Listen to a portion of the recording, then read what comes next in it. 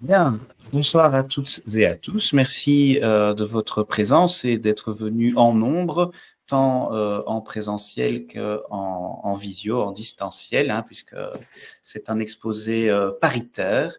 C'est mon plaisir et mon privilège en tant que directeur médical des cliniques Val-d'Or-Péry de vous accueillir et de vous souhaiter la bienvenue pour cette première conférence de notre cycle annuel qui sera ici spécifiquement consacré aux troubles de l'usage de l'alcool.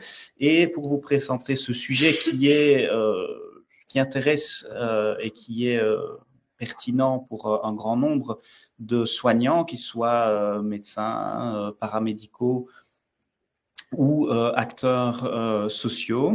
Nous aurons le plaisir d'entendre deux consoeurs. Le docteur Anne-Françoise Auger, tout d'abord, qui est gastro-entérologue et qui est également directrice adjointe des cliniques Val-d'Or-Péry. Et nous aurons également la chance d'entendre le docteur Anne-France Battardi, qui est psychiatre et qui travaille avec le docteur Auger, notamment sur le site Louis Hillier. Mais elles vous expliqueront ça bien mieux que moi et je leur cède la parole sans plus attendre et je vous souhaite une excellente soirée.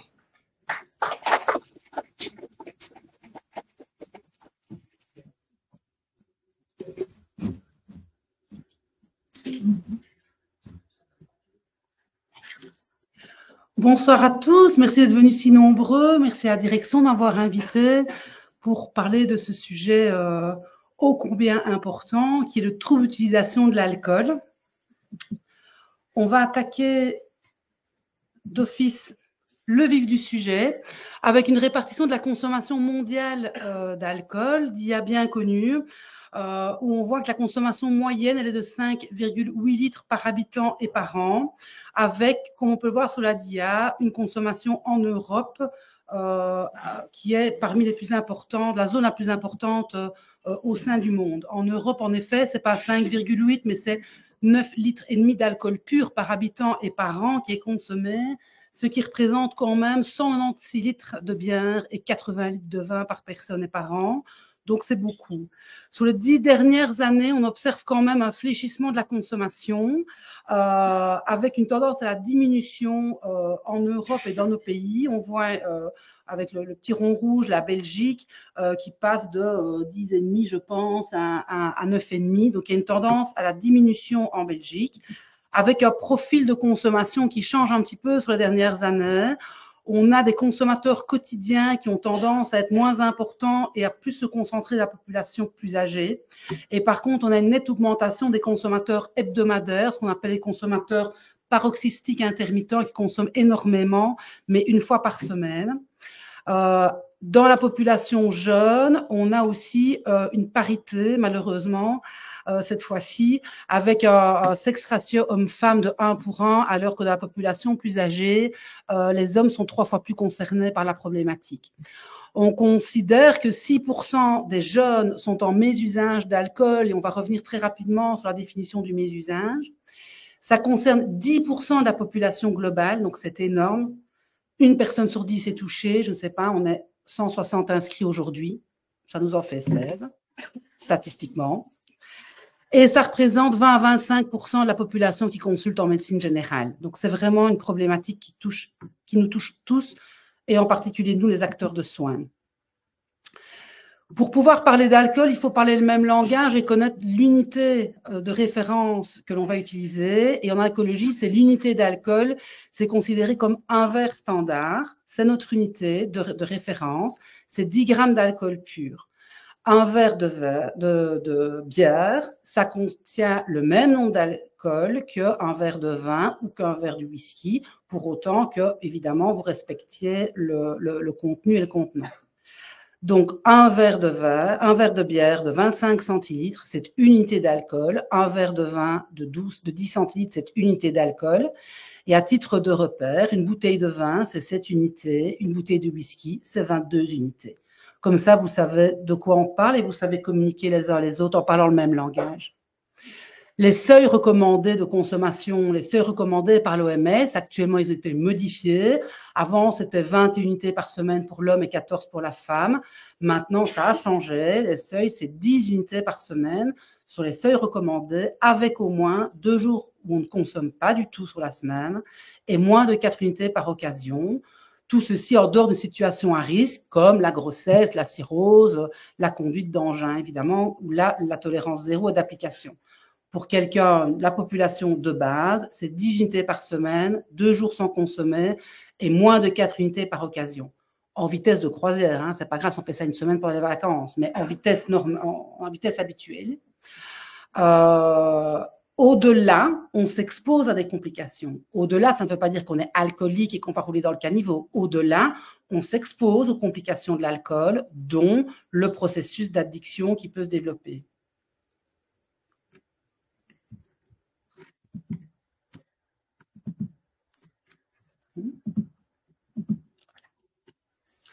On va pouvoir ainsi définir plusieurs profils de consommation. Le non-consommateur, c'est le premier, le plus bas sur la DIA, c'est celui qui ne consomme pas du tout d'alcool. Le consommateur simple, c'est celui qui ne requiert aucune intervention thérapeutique parce qu'il est en dessous des seuils recommandés des 10 unités semaine. Le consommateur à risque, c'est celui qui consomme au moins 10 unités par semaine, mais qui n'en ressent absolument aucun impact. Et puis, au-delà de ça, on a un seuil clinique, c'est le consommateur nocif. Celui-là, c'est celui qui ressent un impact à sa consommation. L'impact peut être, oui, sa santé somatique, il peut avoir un problème à la prise de sang, un problème de foie, mais c'est aussi la santé mentale, c'est aussi les problèmes professionnels, c'est aussi les problèmes conjugaux. Et souvent, les complications sociales et conjugales sont précurseurs. Et donc, en tant que médecin traitant ou acteur de première ligne ou psychologue de première ligne, on doit être extrêmement vigilant. Les personnes qui viennent vous trouver en disant qu'elles ont un épuisement au boulot, qu'elles ont des problèmes relationnels avec leur chef ou avec leur femme, toujours penser, ça peut être le précurseur et le signe d'alerte d'une consommation problématique. Au-delà de ça, on a l'alcoolodépendant. Alors, l'alcoolodépendant, il est défini par la perte de la liberté de s'abstenir, avec cette notion de tolérance et de dépendance et de syndrome de manque qui survient vraiment au bout du processus. Et vous comprendrez que cette évolution ici, c'est un continuum. On ne passe pas d'une case à l'autre comme ça, d'un jour à l'autre. C'est un continuum qui est sous-tendu par des mécanismes neurobiologiques qui vous font passer par une sensibilisation du système nerveux central jusqu'à l'alcoolodépendance. Et Madame Battardi vous en parlera tout à l'heure. Les consommateurs à risque, les consommateurs nocifs et les alcoolodépendants, ce sont les personnes sur lesquelles on va devoir agir au niveau thérapeutique, faire une intervention thérapeutique, et ils sont repris sous le terme de mésusage. Donc, le mésusage d'alcool, le trouble d'utilisation de l'alcool comprend ces 3 catégories. Les complications de l'alcool, elles sont nombreuses. Tout d'abord, l'alcool, ça tue. C'est 3 millions de décès par an dans le monde, 2000 par jour en Europe, 4000 par an en Belgique. Ça concerne 10% des décès en Europe qui sont directement liés à l'alcool et c'est 6 morts par minute dans le monde. Donc, c'est énorme. L'alcool, ça tue, clairement. On le voit ici sur ces courbes qui montrent le risque de décéder d'une maladie liée à l'alcool. Et là, il n'y avait que le foie et les maladies cardiovasculaires ou de morts violentes liées à l'alcool. Et on voit vraiment que le risque est proportionnel à la dose d'alcool consommée. L'alcool, ça tue, mais l'alcool, ça rend malade. Il y a plus de 200 maladies qui sont liées directement avec la consommation d'alcool. J'ai mis en rouge certains sur lesquels je voudrais un petit peu plus m'arrêter. L'atteinte du système nerveux central, elle est primordiale pour comprendre le processus de sensibilisation et d'addiction. De nouveau, ce sera l'objet de Madame Battardi. Mais il faut savoir qu'avec la consommation d'alcool, notre zone du cerveau qui nous sert à pondérer nos réactions, à nous retenir de faire des actions automatiques, à retenir notre impulsivité, cette zone va être extrêmement vite attaquée par l'alcool. Et donc, plus on va avoir un affaiblissement de cette zone de contrôle, plus on va avoir tendance à consommer et plus on aura difficile de reprendre le contrôle de la consommation. Et donc, c'est vraiment le nœud, cette attaque du système nerveux central, le nœud dans le processus d'addiction et dans la récupération du patient dans une consommation contrôlée par la suite. Les cancers, beaucoup de cancers vont être liés à l'alcool, je vais y arriver tout de suite. L'œsophage, je m'y arrête parce que le reflux gastro-œsophagéal, c'est une porte d'entrée que j'utilise énormément en consultation pour pouvoir commencer à aborder une discussion et un dialogue sur l'alcool. 40% de la population présente un reflux gastro-œsophagéal. Les gens, ils viennent vous voir en disant qu'ils ont du brûlant. Eh ben, le brûlant, les facteurs de risque, c'est l'alcool, le tabac, l'obésité. Et donc, c'est l'occasion d'interroger le patient sur sa consommation et l'occasion d'agir très tôt dans la problématique pour rectifier le tir et reprendre une consommation en dessous des seuils de l'OMS et protéger ainsi votre patient des multiples complications qui peuvent survenir par la suite si on ne l'arrête pas ou si on ne le rend pas vigilant. Les patients vont aussi avoir tendance à se plaindre de reflux, alors que ce n'est pas un reflux, c'est une pituite, c'est-à-dire là, quand il y a un processus déjà bien entamé avec un patient alcoolodépendant, le matin, au moment où le taux d'alcool descend parce qu'il n'a pas bu pendant la nuit, il va développer comme syndrome de manque débutant des aigreurs, des vomissements acides et amers, et il va se présenter pour dire j'ai un reflux. C'est pas un reflux, c'est une pituite chez quelqu'un qui a une alcoolodépendance, et donc ça, on doit être vigilant en médecine générale sur ce type de symptômes. Le foie, j'ai une petite dia qui va vous le montrer un petit peu précisément la problématique du foie et de l'alcool. Ceci, c'est une dia qui vous montre tous les facteurs de risque pris un par un en tant que contribution au développement des invalidités et des pertes de qualité de vie liées à des maladies. Donc, toutes les maladies sont reprises et on voit que l'alcool est le 4e facteur de risque derrière le tabac, l'obésité, l'hypertension, qui va être pourvoyeur de toutes les maladies reprises. On le sait, ça donne des cancers de l'œsophage, ça donne des problèmes de foie. On le sait moins, on le sait plus récemment. Les différents cancers, dont le cancer du sein et le cancer du côlon, sont également directement liés à la consommation d'alcool. Comme vous le voyez sur ce schéma, le risque de développer un cancer du côlon dans votre vie va être directement dose dépendant de votre consommation d'alcool.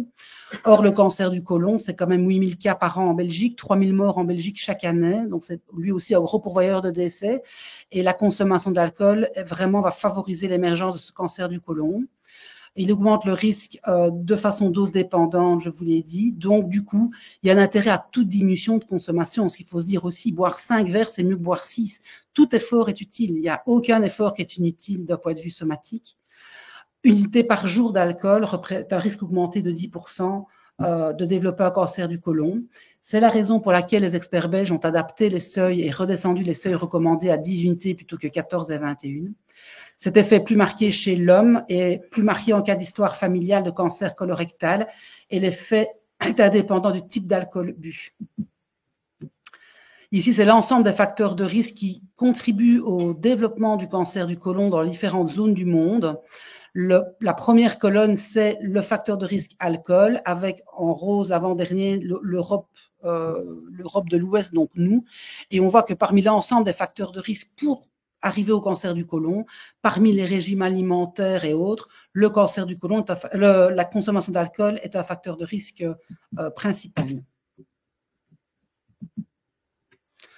En ce qui concerne le foie, on sait que l'alcool attaque le foie. Oui, pour la prévalence de la cirrhose en Belgique est de 8 pour 1000, dont la moitié des cirrhoses sont d'origine alcoolique. Les autres sont d'origine virale, diabétique, sur-obésité ou génétique. On a quand même la moitié de nos cirrhotiques qui sont d'origine alcoolique. 90% des consommateurs vont développer une stéatose. Donc, vous voyez au départ les quatre petits foies. On part d'un foie sain, puis un foie qui va être engorgé, gras, gonflé, un peu enflammé. Et puis, chez certaines personnes, ça ne va pas s'arrêter à la stéatose, ça va continuer vers une fibrose, une cicatrisation, une dureté du foie qui va aller jusqu'à développer une cirrhose et avec à ce moment-là un risque de cancer du foie, d'autant plus important ce risque que l'on continue de consommer. 10 à 20% des consommateurs d'alcool vont développer une cirrhose. Pour diverses raisons, il y en a 10 à 20% et pas les 80 autres. On peut y revenir plus tard dans les questions-réponses. Mais voilà, 10 à 20% des gros consommateurs vont développer une cirrhose, les autres pas. Plus de 20% des cirrhoses alcooliques sont mixtes et ça représente 50% des indications de transplantation hépatique en Europe. Donc, on voit que c'est quand même générateur d'énormément de pathologies, de mortalité et de coûts sociétals, puisque les coûts directs et indirects liés à l'alcool représentent 155 milliards par an en Europe, 6 milliards par an en Belgique. avec un impact non seulement sur la santé de l'individu, mais également sur la santé de son entourage. On voit sur cette dia, l'alcool, il est tout en haut, mon rond rouge, il est mal mis. L'alcool, il est tout en haut du graphique. On a en abscisse l'impact sur l'individu et en ordonnée l'impact sur l'entourage. Et on peut ainsi classer l'alcool comme la 4e drogue en importance en termes d'impact sur l'individu, derrière le crack, l'héroïne et la méthamphétamine. Alors qu'en termes d'impact sur l'environnement, il est première drogue devant l'héroïne, le crack et le tabac. Puisque l'impact sur l'entourage, c'est aussi les violences conjugales, les pertes d'emploi, etc. L'alcool, ça tue, l'alcool, ça rend malade, l'alcool, ça coûte très cher à tout le monde, et pourtant, les gens ne se soignent pas. C'est ici une dia qui est toujours très interpellante, régulièrement reprise dans nos réunions, et qui vous montre que dans les différentes pathologies mentales, 18%, seuls 18% des schizophrènes échappent aux soins, alors que 92% des patients en mésusage d'alcool échappent aux soins.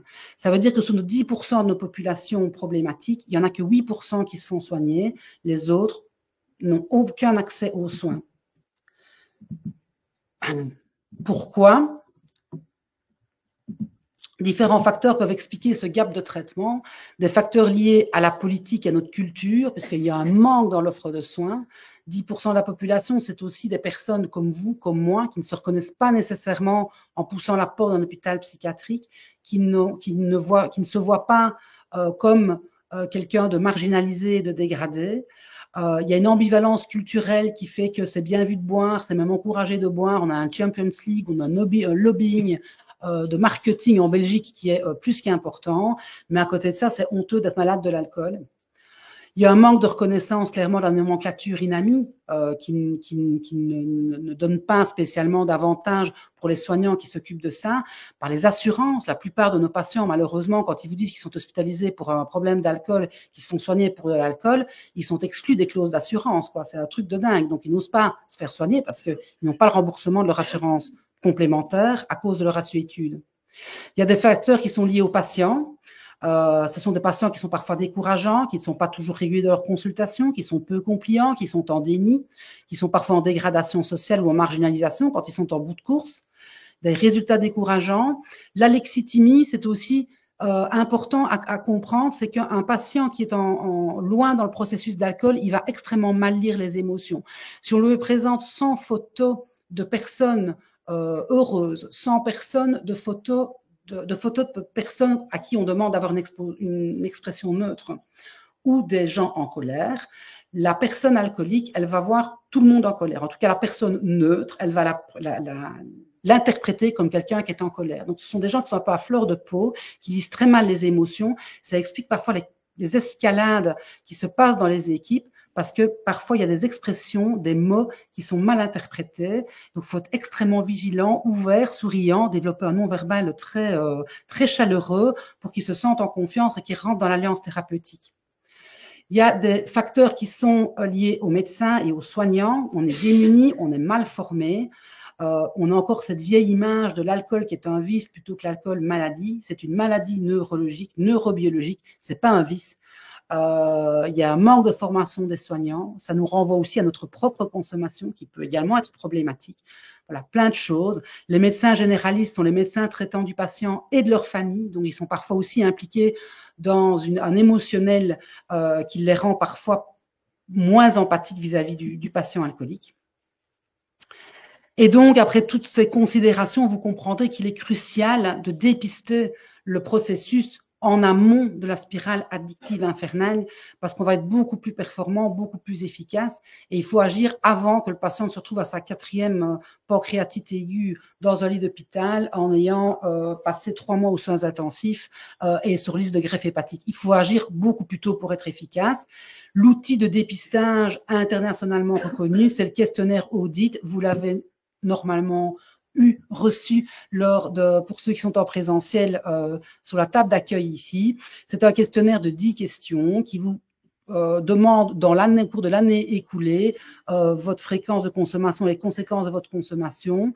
Pour les femmes, un score supérieur à 5 et pour les hommes, un score supérieur à 6 évoque un mésusage, alors qu'un score supérieur à 12 évoque une alcoolodépendance.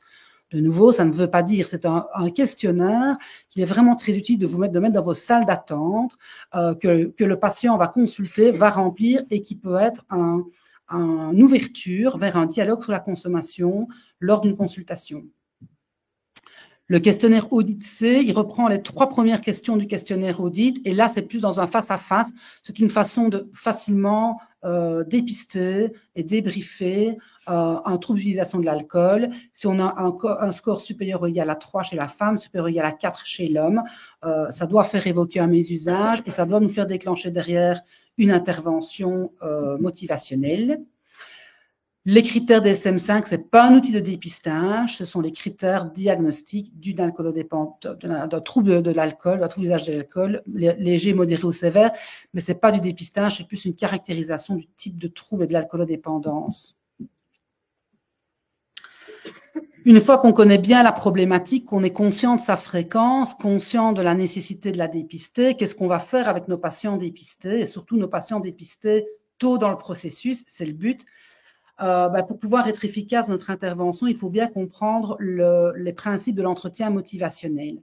L'entretien motivationnel, c'est vraiment ce qui est recommandé dans la prise en charge des addictions et en particulier du trouble d'utilisation de l'alcool. Il est défini comme un entretien collaboratif guidé par le thérapeute, centré sur le patient pour l'encourager à changer de comportement en l'aidant à explorer et résoudre son ambivalence face au changement. Donc, c'est un entretien qui va tenir compte de la responsabilisation du patient. Donc, on ne va pas être directif. Le patient, il est responsable, il est acteur de son propre changement. On va éviter la confrontation. On n'est pas le médecin qui sait tout et qui dit « vous faites ça, vous allez faire ça, vous allez faire ça », je vous dis que. Non, on est vraiment dans une collaboration non jugeant, empathique. On écoute le ressenti du patient, on essaye de l'exprimer. On est dans un partenariat thérapeutique, vraiment dans une danse entre le patient et le thérapeute pour l'amener à renforcer sa motivation vers le changement et à résoudre son ambivalence face au changement de comportement. Les principes dans lesquels s'inscrivent l'entretien motivationnel peuvent être résumés par cet acronyme qui est FRAMES en anglais, avec son pendant réagir en français. C'est le canevas, le cadre des principes de l'entretien motivationnel. Le feedback, ça veut dire toujours répondre au patient, l'interroger, repérer sa consommation, repérer les conséquences de sa consommation et son stade de motivation au changement. Le responsabiliser, on l'a dit, c'est qu'il soit acteur de son propre changement et l'accompagner dans son propre changement. Advice, c'est l'avis expert. On doit lui insuffler, pendant qu'il parle et pendant qu'il mature, on doit lui insuffler nos données d'expertise comme les unités d'alcool, comme les complications somatiques, les seuils recommandés, etc.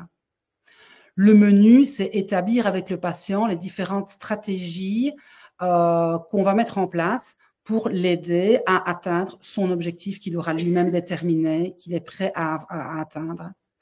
L'empathie, c'est comprendre, dire au patient qu'on tient compte de ce ressenti, comprendre ce ressenti et lui apporter une aide par rapport à son ressenti, à sa problématique.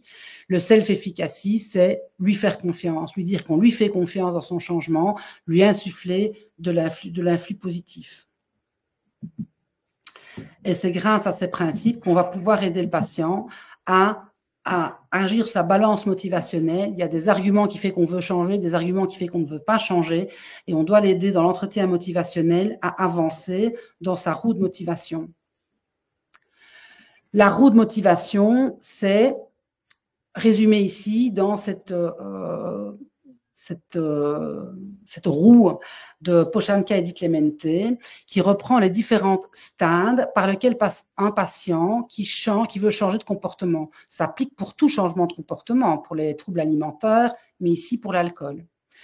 Le patient en pré-contemplation, c'est le patient qui n'est absolument pas concerné par sa problématique. Moi, l'alcool ne me pose aucun problème, docteur. Au revoir, j'ai pas envie d'en reparler, j'ai absolument aucun problème avec ça. Le patient qui est en stade de contemplation, c'est le oui, mais. C'est le patient en ambivalence. Je voudrais bien, mais je peux point. C'est le patient qui vous dit, je sens qu'il faudrait que je fasse attention à ma santé, mais c'est pas le moment. J'aimerais tellement, mais j'ai besoin, après ma journée, de décompresser. Mais là, je ne saurais pas parce que mon chef, il me met de la pression. Mais je sais qu'il faudrait. Peut-être un jour, mais pas tout de suite. La détermination, on n'est plus dans le discours je voudrais, on est dans le discours je suis prêt, je veux, c'est un discours de mobilisation. Je suis prêt, je veux changer mon comportement. Qu'est-ce qu'on fait, docteur, aidez-moi. Action, c'est je change de comportement. Qu'est-ce qu'on fait à ce moment-là pour l'aider pour le soutenir dans son sevrage ou dans sa diminution de consommation. La maintenance, c'est on garde l'objectif et la cible. La chute ou la rechute, ben oui, ça arrive, ça fait partie du trajet, ça fait partie du parcours. Il faut en retirer quelque chose. C'est pas grave de rechuter en soi, il faut déculpabiliser et en tirer des leçons. Mais ce sont les différents stades par lesquels va passer le patient et on va l'accompagner. On va l'accompagner avec des outils de communication, des techniques de communication, les questions ouvertes et pas fermées. On va le laisser parler et parler pour essayer d'identifier son niveau, quelles sont ses valeurs, quels sont ces leviers sur lesquels on va pouvoir s'appuyer, pourquoi il veut arrêter, pourquoi il veut changer de comportement. Et tout ça, c'est au travers de questions ouvertes et en laissant parler. On va relever ses valeurs personnelles, le valoriser dans sa démarche et avoir une écoute réflexive. Ça veut dire qu'on va reformuler les propos du patient. On va les reformuler de façon simple et honnête, en reprenant les arguments pour lesquels il veut changer, pour lesquels il ne veut pas changer, parfois en les énumérant simplement, les conséquences qu'il a lui-même dites, mais en les reformulant. Ça donne un déclic. Il dit, mais oui, en fait, ça impacte toute ma vie, mais en fait, oui, il faut que je change. Et parfois, sur une consultation, vous avez quelqu'un qui passe de la contemplation à la détermination. On peut reformuler aussi de façon complexe, avec des nuances, des hypothèses, c'est-à-dire qu'on va dire, là, il me semblerait que vous me semblez en colère quand vous dites ça, vous me semblez touché quand vous dites ça, vous discutez, vous émettez des propres opinions, et ça peut très fort renforcer l'alliance thérapeutique quand vous tombez juste. Et quand vous ne tombez pas juste, c'est pas grave, le patient, il sait que vous essayez de le comprendre, et il reformule, il réexplique, et finalement, il avance aussi. En fin d'intervention, vous résumez. Donc, vous écoutez, vous reformulez, puis vous résumez. Et ces outils de communication vont amener le patient dans un climat de non-jugement et d'empathie à explorer et résoudre sa propre ambivalence et à avancer dans les différents stades de la roue.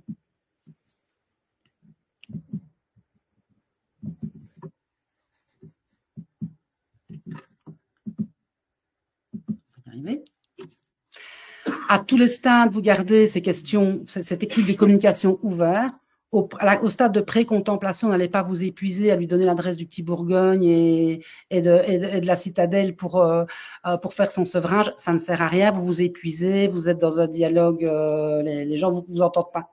Donc, pré-contemplation, le but, c'est simplement de maintenir le lien thérapeutique. Information, petits objectifs, on est très humble, on ne saurait pas aller plus loin, ça ne sert à rien de s'épuiser. Au stade de contemplation, quand le patient est ambivalent, là, on va pouvoir vraiment agir sur la balance motivationnelle. C'est là que l'entretien motivationnel va être le plus riche. Sur 1, 2 ou 3 consultations, on va pouvoir faire avancer le patient en faisant la balance motivationnelle, le relevé des ambivalences, accentuer, quand on reformule ce qu'il dit, accentuer les divergences entre le comportement du patient et les valeurs idéales qu'il décrit. Conscientiser le patient sur les conséquences de sa consommation, l'impact dans ces différentes sphères de vie, le couple, la famille, le judiciaire, le job, la santé somatique, la santé mentale, le repli. Identifier les valeurs personnelles sur lesquelles on va agir. L'explication du processus pathologique, expliquer qu'il y a un mécanisme neurobiologique derrière, qui comprenne ce qui lui arrive. Et quand le patient vous dit, docteur, je ne veux pas arrêter, je ne suis pas prêt, je ne saurais pas arrêter complètement, je ne m'imagine pas sans alcool, j'aimerais bien déjà essayer de diminuer ma consommation. Surtout, vous dites oui, surtout c'est très bien, c'est déjà une démarche. Et la moitié d'entre eux, ils vont arriver vers un sevrage total dans l'année, parce qu'ils vont se rendre compte que la consommation maîtrisée, quand ils sont déjà loin dans le processus, qu'ils sont alcoolodépendants, une consommation maîtrisée, c'est vraiment très, très, très, très difficile. Et donc déjà, le fait de diminuer, c'est déjà très bien, ça a déjà un impact positif et ça peut les amener, c'est le déclenchement d'autres choses, c'est le déclenchement d'un processus. Donc oui, il faut encourager la diminution de consommation. Il ne faut pas s'arrêter, faire peur aux patients en exigeant à tout prix l'abstinence totale et définitive d'un coup. C'est lui qui doit le décider, ce n'est pas vous. Au stade de détermination, là, le patient, il est prêt, il est mûr, et donc on va établir avec lui les outils et les plans de sevrage. OK, vous êtes déterminé, vous voulez changer votre comportement. À quel moment, où? Est-ce qu'on le fait en ambulatoire? Est-ce qu'on le fait en hospitalier? On anticipe déjà, après le sevrage, ce qui va se passer, ce qui va changer, les changements de vie nécessaires pour que le cerveau soit moins conditionné à consommer. Et puis au stade de maintenance, on va insister sur les conséquences positives de l'arrêt. Oh là là, toujours un truc qui vient me bloquer. Désolée.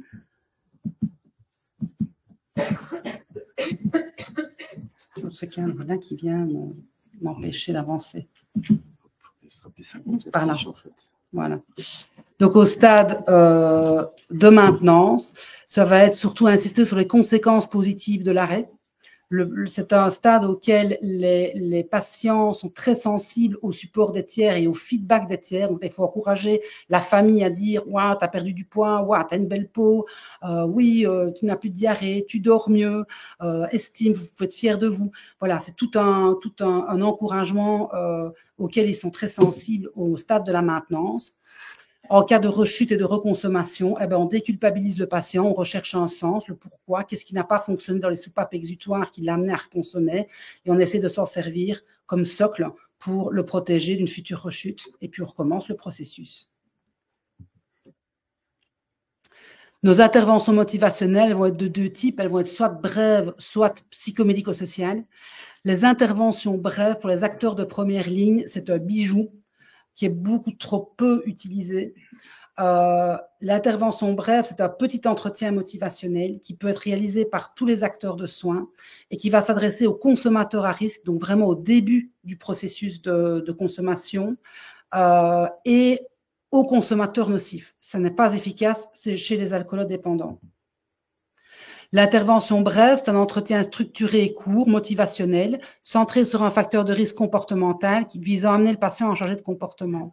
C'est 30 minutes par tout soignant, mais on sait que les médecins généralistes sont reconnus dans les études comme les plus efficaces dans les interventions brèves. Les psychologues, les assistants sociaux, les infirmières, toutes sont des personnes qui peuvent être formées à l'intervention brève. C'est percutant, c'est efficace, bien plus efficace que les spécialistes. C'est 30 à 50% d'efficacité à 2 ans, voire 3 ans. C'est-à-dire vous faites une intervention brève en médecine générale et vous ramenez votre patient sous les seuils de recommandation pendant 3 ans. Donc, c'est un bénéfice énorme pour une toute petite intervention. Mini-entretien motivationnel avec un côté éducationnel et informatif plus marqué. On va évaluer la consommation et ses conséquences, conscientiser la personne sur le fait qu'elle dérive un petit peu des seuils, l'informer sur les conséquences que ça peut représenter, des petites stratégies, des propositions à la carte pour retrouver une consommation sous les seuils recommandés et proposer une réévaluation après 1 mois pour voir si les stratégies ont fonctionné. Vous seriez étonné du nombre de patients que je vois en consultation et à qui je demande quel est votre niveau de consommation, est-ce que vous buvez du vin, de la bière ou de l'alcool? Et ils me disent, avant oui, mais mon médecin généraliste m'a dit que je buvais trop et donc là, ça fait 2 ans que je ne bois plus. Il y en a plein chez qui vraiment l'action du médecin traitant est super importante et percutante. L'effet démontré en soins primaires dans la population générale, forcément dépisté par le questionnaire Audit ou Audit C pour repérer le mésusage. Et pour moi, cette affaire, dès que l'occasion se présente, je vais parler du reflux gastro-œsophagien, ça peut se faire aussi après une biologie, vous voyez des gamma GT un peu augmentés, vous n'hésitez pas, vous interrogez, vous faites une brève intervention avant que le patient ne soit trop loin dans la sphère d'addiction. L'intervention brève, elle peut être faite aussi dans quelques sous-groupes avec un effet démontré en population de santé mentale pour les femmes enceintes.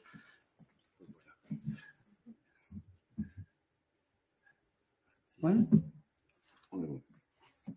Voilà. Un effet démontré dans la population de santé mentale très concernée par les produits. Effet démontré pour les femmes enceintes. L'intervention brève va vraiment les aider à comprendre et à être à zéro consommation pendant la grossesse. L'effet plus modeste dans la population adolescente et chez les universitaires qui sont moins réceptifs à l'intervention brève. L'effet est également mitigé en population d'urgence et de traumato, où là on sait qu'il y a 60% statistiquement des patients qui sont en problématique d'alcool. Ils sont moins réceptifs probablement parce qu'il y a plus d'alcoolodépendants et parce qu'ils viennent aux urgences pour une autre raison et donc ils sont moins réceptifs à l'intervention brève alcool. L'intervention brève est insuffisante et inefficace chez les alcoolodépendants. Elle n'a pas d'effet non plus sur la toxicophilie médicamenteuse. Et je me permets un petit écart aussi pour la chirurgie bariatrique, qui est une chirurgie qui est de plus en plus utilisée, c'est-à-dire les bypass, les sleeves et surtout les bypass, et qui expose à la problématique de consommation d'alcool. Toujours le même problème. Je vais y arriver. Voilà. La chirurgie bariatrique expose à l'utilisation de l'alcool et à l'alcoolodépendance dans 15% des cas après chirurgie, avec un risque maximum 2 à 3 ans après la chirurgie bariatrique. C'est un type de consommation justement un peu comme le binge drinking, du fait que l'alcool monte très vite dans le sang. C'est une consommation très toxique pour le système nerveux, avec l'installation rapide et puissante d'un syndrome de manque et d'une alcoolodépendance. Et donc, avant la chirurgie bariatrique, les psychologues qui voient les patients en com ou en évaluation, les médecins traitants, il ne faut vraiment pas hésiter à évaluer le profil de consommation, faire un questionnaire audit, évaluer le profil de consommation. Est-ce que mon patient est un non-consommateur, un consommateur simple, un consommateur à risque, un consommateur nocif? Informer le patient sur les risques qu'il encourt après sa chirurgie bariatrique et faire une intervention brève motivationnelle. Au CHU du Sartimont, je consulte dans le cadre de la chirurgie bariatrique, justement. On fait une intervention brève dès que les patients consomment un petit peu. Et je demande, pour ceux qui sont en consommation à risque ou en consommation nocive, d'être à zéro consommation d'alcool pendant au moins 6 mois avant la chirurgie. S'ils n'y arrivent pas, c'est que l'alcool prend trop de place dans leur vie et il ne faut pas qu'ils se fassent opérer.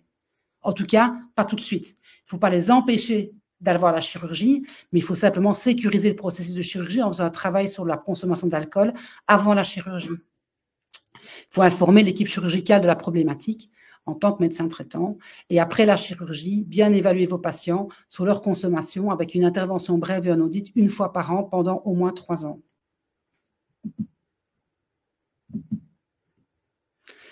L'intervention psychomédico-sociale, elle s'adresse non pas comme l'intervention brève aux consommateurs à risque et aux consommateurs nocifs, mais elle s'adresse aux consommateurs plus lourds, on va dire, quand l'intervention brève est insuffisante. Là, c'est Madame Batardi qui va vous en parler, donc je vais lui laisser très vite la parole pour qu'elle vous expose l'intervention psychomédico-sociale, qui va donc se faire en cas d'échec de l'intervention brève, d'emblée en cas d'alcoolodépendance. Il s'agit d'une prise en charge spécialisée, accompagnée, en réseau. Je suis très heureuse de voir ici pas mal d'acteurs de soins concernés par la problématique d'alcool dans la salle et j'espère que ça va nous aider à tisser des liens professionnels. L'approche peut être ambulatoire ou hospitalière. L'objectif à ce moment-là sera d'une abstinence totale, définitive et heureuse, mais comme on l'a dit, toute diminution est salutaire. En conclusion, comme message, je vous dirais que c'est intéressant, indispensable même, de dépister la population générale dans notre consultation, tout venant somatique et de médecine générale, 1 fois par an, en consultation de psychologie aussi, pour repérer précocement le mésusage et agir en amont de la spirale addictive. Il faut faire un bilan somatique en cas de mésusage, non seulement pour agir sur la morbidité et la mortalité liées aux produits, mais également pour activer le levier motivationnel. Le fait de faire une carte des différentes complications liées à l'alcool, c'est vraiment un critère qui va inciter et motiver le patient à changer de comportement parce que il a peur pour sa santé et donc c'est un levier motivationnel précieux. Faire une intervention brève motivationnelle si le consommateur est à risque ou si c'est un consommateur nocif et en cas de sous-groupe à risque comme un patient candidat à la chirurgie bariatrique ou une patiente en désir de grossesse. Faire une intervention par contre plus musclée, psychomédico-sociale, accompagnée en cas d'échec de l'intervention brève ou en cas d'alcoolodépendance. Je vais terminer ici cet exposé en vous rappelant le numéro de téléphone d'Ilié où je travaille avec Anne-France Battardi et où vous pouvez téléphoner pour avoir un relais dans une prise en charge alcool. Mme Battardi est toujours disponible, moi aussi par mail, on peut toujours échanger, répondre et trouver des pistes de solutions pour nos patients. On est tous concernés, ils passent tous d'un acteur à l'autre, en tout cas en région de Liège, on se connaît tous, il y a de la place pour tout le monde, on est précieux pour un patient à un moment donné de son parcours et c'est quelqu'un d'autre qui va être plus bénéfique à un autre moment donné de son parcours et on doit travailler ensemble. La cellule, la SSMG, c'est la cellule de médecine générale. Elle a je vous ai mis le lien, vous pouvez aller dessus. Il y a des petites capsules vidéo qui vous montrent les entretiens motivationnels, des exemples d'interventions brèves. Il y a des outils pour les patients. C'est intéressant. Et puis, je termine en faisant la pub du certificat interuniversitaire d'alcoolologie. On a le plaisir d'accueillir ici le docteur Paquet, qui est alcoologue à Lierneux et qui est qui fait partie des responsables académiques de ce diplôme interuniversitaire hyper enrichissant, qui donne un super bon bagage qui nous aide au quotidien dans la prise en charge. Je vois aussi plusieurs étudiants qui ont fait également ce super certificat. Je vous encourage à le faire. Voilà, je vais céder la parole à Anne-France.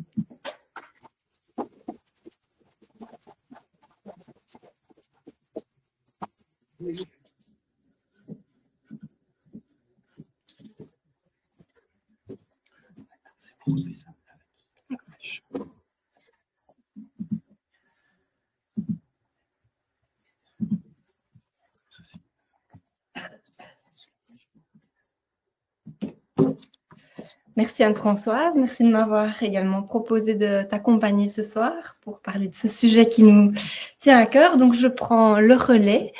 Moi je vais plutôt vous parler du traitement dans l'alcoolodépendance. Mais avant ça, je vais faire deux focus sur deux points qui me tenaient à cœur. Tout d'abord, le trouble de l'usage de l'alcool, donc je vais souvent appeler TUA, décliné au féminin parce qu'il y a des particularités. Tout d'abord, au niveau épidémiologique, on se rend compte que les femmes sont moins touchées que les hommes par les addictions en général, sauf les addictions aux benzodiazépines. Et concernant les femmes, concernant l'alcool, pas les plus jeunes, mais ça va toucher 3 fois plus les hommes que les femmes. De façon générale, les femmes qui développent un problème d'alcool auront souvent un niveau socio-professionnel ou un niveau d'études plus élevé que les hommes. Le mode de consommation est différent aussi. On aura moins de consommation quotidienne et plus de consommation occasionnelle, souvent paroxystique. Il y a des vulnérabilités physiques. On n'est pas égaux, les hommes et les femmes. On se rend compte que à poids et taille égale et pour un même volume d'alcool absorbé, on aura une absorption plus rapide chez la femme, simplement parce qu'elle a une masse musculaire plus faible et un volume liquidien moins important. D'autre part, la métabolisation hépatique chez la femme est plus longue et ceci va expliquer qu'on va avoir en fait un taux d'alcoolémie plus rapide, donc une ivresse plus rapide. Alors, si les femmes développent dans leur vie un trouble de l'usage de l'alcool plus tardivement que les hommes, elles vont par contre être plus vite rattrapées par des problèmes somatiques qui seront essentiellement hépatiques ou cognitifs. Il y a aussi des vulnérabilités psychiques propres à la femme avec des comorbidités. Donc, on trouvera souvent une comorbidité avec un trouble thymique, avec un trouble anxieux, avec un trouble alimentaire, avec un état de stress post-traumatique, par exemple. On a des facteurs environnementaux. Donc, quand on fait l'anamnèse, on va souvent relever qu'il y a eu un trouble de l'usage de l'alcool chez un ou les deux parents.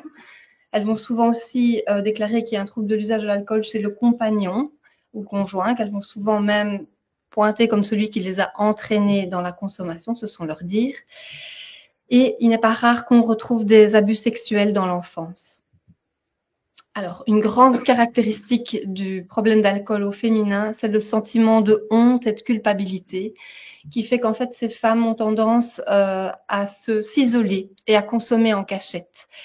C'est en lien évidemment avec les représentations sociétales qui petit à petit disparaissent mais qui restent quand même bien présentes. Donc de manière très caricaturale, un homme qui ne boit pas n'est pas un homme. Une femme qui boit, surtout si elle est mère de famille, surtout si c'est en société, quelle honte. On est quand même toujours un peu là-dedans. Alors, il faut veiller aussi dans l'anamnèse à rechercher des violences, parce que sous influence d'alcool, les femmes risquent de se mettre aussi plus facilement en danger. Donc, on peut retrouver notamment des violences sexuelles. Au niveau du traitement, on se rend compte qu'en fait, les femmes, suite au sentiment de honte, vont arriver plus tardivement en soins, en tout cas en soins, en consultation ou en hospitalisation. C'est pas tout à fait vrai pour tout. Et là, je reprends cette petite brochure qu'on vous a distribuée à l'entrée, qui fait de la publicité pour le site aidealcool.be. C'est un site en fait où les patients peuvent trouver des informations, mais aussi de l'aide psychologique par chat, et c'est anonyme. Et on se rend compte que ces sites-là sont plus fréquentés par les femmes que les hommes. Donc, si les femmes arrivent plus tardivement en soins, on va par contre se rendre compte qu'elles auront une meilleure capacité de changement, généralement, que les hommes. Or, ce changement, il est fondamental. Le docteur Roger vient de vous en parler. Dans le traitement, on mettra évidemment l'accent sur l'estime de soi qui est effondrée et sur la socialisation puisqu'elles ont tendance à s'isoler. Évidemment, on va traiter les comorbidités. Un petit point sur la grossesse, Anne-Françoise en a déjà un peu parlé. Si le mot d'ordre, c'est pas d'alcool pendant la grossesse, on se rend quand même compte qu'une femme enceinte sur 4 déclare avoir consommé au moins une fois de l'alcool pendant la grossesse et 2,5% en consomment quotidiennement. Or, ce n'est pas anodin puisque l'exposition du fœtus à l'alcool pendant son développement, ça va être la première cause non génétique de handicap mental. On peut reprendre tous les troubles liés à ça comme étant les troubles causés par l'alcoolisation fœtale. Ça touche 9 naissances sur 1000. Et la forme la plus grave, c'est le syndrome d'alcoolisation fœtale. Ça toucherait 1 naissance sur 1000. Ça s'explique en fait par le fait que l'alcool passe la barrière placentaire, mais le fœtus n'est pas en capacité de métaboliser l'alcool et donc on a directement un effet toxique sur le système nerveux central qui est en développement. Donc le syndrome d'alcoolisation fœtale, ça se manifestera souvent par un poids et une taille plus petite. On aura un faciès bien particulier avec une microcéphalie, avec souvent une fente palpébrale assez courte, un nez qui s'implante plus bas, un espace entre le nez et la bouche qui est plus grand, mais un sillon qui est mal dessiné et des lèvres assez fines. On a des atteintes du système nerveux central qui sont multiples, qui sont cognitives, qui sont motrices, qui sont au niveau de la coordination. On retrouvera des crises convulsives, un bas QI, souvent un trouble de l'attention hyperactivité. Voilà, donc c'est quand même un handicap assez important d'ailleurs. Alors on retrouve aussi des troubles du comportement, impulsivité, colère, qui souvent vont être un frein à la socialisation de ces enfants à l'école et plus tard. Et donc ce handicap est quand même important puisqu'on estime que seuls 4% de ces enfants seront autonomes à l'âge adulte. Et ils ont eux-mêmes plus de risques de développer un trouble de l'usage de l'alcool. Donc voilà le faciès typique. Donc le message et la prévention sont très importants pour la grossesse, tolérance zéro pendant la grossesse, pendant l'allaitement. Si on détecte qu'il y a un trouble de l'usage de l'alcool chez une femme enceinte, il faut vraiment une prise en charge pluridisciplinaire. Et si la patiente a besoin d'un sevrage, mieux vaut que ce soit en milieu hospitalier. Le deuxième point sur lequel je voulais un peu insister ce soir, c'est la consommation d'alcool et de cocaïne. C'est un sujet à la mode. La cocaïne, on en parle énormément. Vous savez qu'on a une explosion de la consommation de cocaïne. Vous voyez ici des courbes françaises. En rouge, c'est la consommation de cocaïne sur 30 ans. Donc, entre 92 et 2023, elle a presque été multipliée par 10. Donc, la courbe noire, ce sont toutes les drogues confondues. En jaune, c'est l'ecstasy et en bleu, tout en bas, c'est l'héroïne.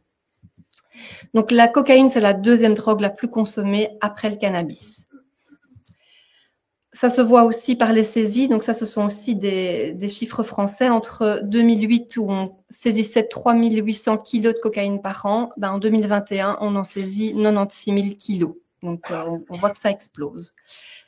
En 2023, presque 1 adulte sur 10 déclare avoir une fois expérimenté la cocaïne. Et ça touche plus les hommes que les femmes au niveau de l'expérimentation. Les tranches d'âge, en fait, vont toucher en partie les 25-34 et les 35-44 pour l'expérimentation. On constate aussi que le produit est de plus en plus pur. Vous savez que la cocaïne souvent est coupée par des produits de coupe, c'est ce qu'on appelle l'adultérisation du produit. Et en fait, on voit sur le graphe en haut à droite, ce sont des chiffres de Cienzano, que la concentration en cocaïne est de plus en plus élevée, jusqu'à 80, 90, voire 100% de concentration. Comme il y a une production de cocaïne qui explose, en fait, on constate qu'il y a une baisse du prix et on a une accessibilité aussi beaucoup plus facile avec le système de livraison à domicile qui s'est fortement développé et qui rend vraiment l'accès aux produits facile, discret. Tout ça explique cette explosion. Donc, on se retrouve avec des patients qui consomment et alcool et cocaïne. Quels effets est-ce que ça fait? Eh bien, en fait, on va avoir une démultiplication des effets de chaque substance. On va avoir une augmentation de l'euphorie liée à la consommation de cocaïne. Et on va avoir une forme de masquage, par contre, des effets de l'alcool. Donc, on aura moins de somnolence, moins de démarche ébrieuse, ce qui fait que les patients vont avoir une impression subjective de moins d'ivresse. Donc, ça va les pousser à consommer encore davantage. On constate aussi que beaucoup de consommateurs de cocaïne vont utiliser l'alcool pour atténuer les effets de descente. Donc la cocaïne va agir plus rapidement que l'alcool et puis il va y avoir la descente qui est très très désagréable et là, l'alcool vient atténuer cet effet. Alors, cette association alcool-cocaïne, ce n'est pas sans danger. Donc, au niveau physiologique, en fait, quand les deux sont absorbés, ça va provoquer la production de cocaéthylène qui a des propriétés pharmacologiques assez proches de la cocaïne, mais qui a une demi-vie par contre 3 fois plus longue. Donc de nouveau, plus de toxicité. Toxicité notamment au niveau cardiaque. Donc on estime que le risque de décès par arrêt cardiaque est 22% plus important si les deux produits sont associés par rapport à la cocaïne seule, qui est déjà un risque. Il y a plus d'effets toxiques sur le foie. Donc voilà, c'est très toxique cette association. Et c'est pour ça que lorsque les patients consomment les deux types de produits, on recommande un arrêt des deux substances. Je vous en parlerai plus loin, on a un service adéquat pour ça dans l'hôpital. Un mot aussi sur le craving pour en arriver tout doucement au traitement. Le craving, c'est important, les patients en parlent souvent. J'ai repris la définition un peu littéraire parce que je trouve qu'elle est très parlante et que ça coïncide vraiment à ce que les patients expliquent. Donc le craving, c'est une pulsion, une envie impérieuse, irrépressible de reproduire contre sa volonté, ça c'est vraiment important, l'expérience qui est à la base de la conduite addictive, que ce soit l'addiction à une substance ou que ce soit un comportement. Et ce craving, il est directement en lien avec le circuit de la récompense. Qu'est-ce que c'est le circuit de la récompense? C'est un circuit qui existe dans tous nos cerveaux. Je pense que le mien est activé quand je croque dans un morceau de chocolat. Mais on va aussi le retrouver dans toutes les addictions, qu'elles soient comportementales, dans les troubles alimentaires et dans les addictions aux produits, évidemment. Ça passe par une sécrétion de dopamine au niveau du système mésolimbique. Donc, on va avoir une sécrétion à partir de l'aire tegmentale ventrale en mauve et la dopamine va être sécrétée vers le cortex préfrontal en bleu, vers le septum en vert, l'amygdale en rouge et vers le noyau accumbens en rose. Alors, de façon très schématique, puisque c'est compliqué, l'alcool va en fait augmenter la sécrétion, l'activité de la dopamine au niveau de ce nucléus accumbens. Ça va aussi passer par une augmentation de la sécrétion d'endorphines. Et ça va générer en fait un effet très agréable de plaisir, d'euphorie qu'on appelle l'effet de récompense. Et cet effet ne demande qu'une chose, c'est à être maintenu par la répétition de la consommation. À ça, il faut ajouter le fait qu'on va avoir dans le cerveau un enregistrement de cette sensation très agréable. Donc, on va avoir une mémoire sensorielle qui va beaucoup intervenir aussi dans le craving. Donc, cette mémoire sensorielle fait que, en fait, des stimuli, qu'ils soient sonores, tactiles, visuels, peuvent activer un craving. Un exemple tout bête, un patient qui a l'habitude de consommer des canettes de bière, quand il va s'arrêter, parfois rien que le petit clic d'ouverture de la canette, donc le petit clic sonore, peut déclencher un craving. Ou alors, quand il va prendre une canette froide, le toucher de la canette froide, du métal, ça peut générer un craving. Donc ça, il faut vraiment tenir compte de cette mémoire et de la travailler avec les patients pour les préparer à ce type d'expérience. Alors, le craving va aussi faire intervenir la zone préfrontale. Donc, les patients qui ont des troubles de l'usage de l'alcool vont, avec le temps, développer des troubles cognitifs, notamment au niveau de l'aire préfrontale. Et cette aire préfrontale, elle est importante pour l'inhibition, donc pour empêcher, contrôler, freiner un comportement. Donc si on a une altération, on va avoir moins le frein et donc ça va de nouveau renforcer le comportement. Enfin, chez les patients alcoolodépendants, on a souvent aussi une suractivation du système de stress. On a des patients anxieux qui vont chercher à s'apaiser et donc ils vont aller chercher le produit pour s'apaiser. Donc c'est à ce moment-là le craving d'apaisement.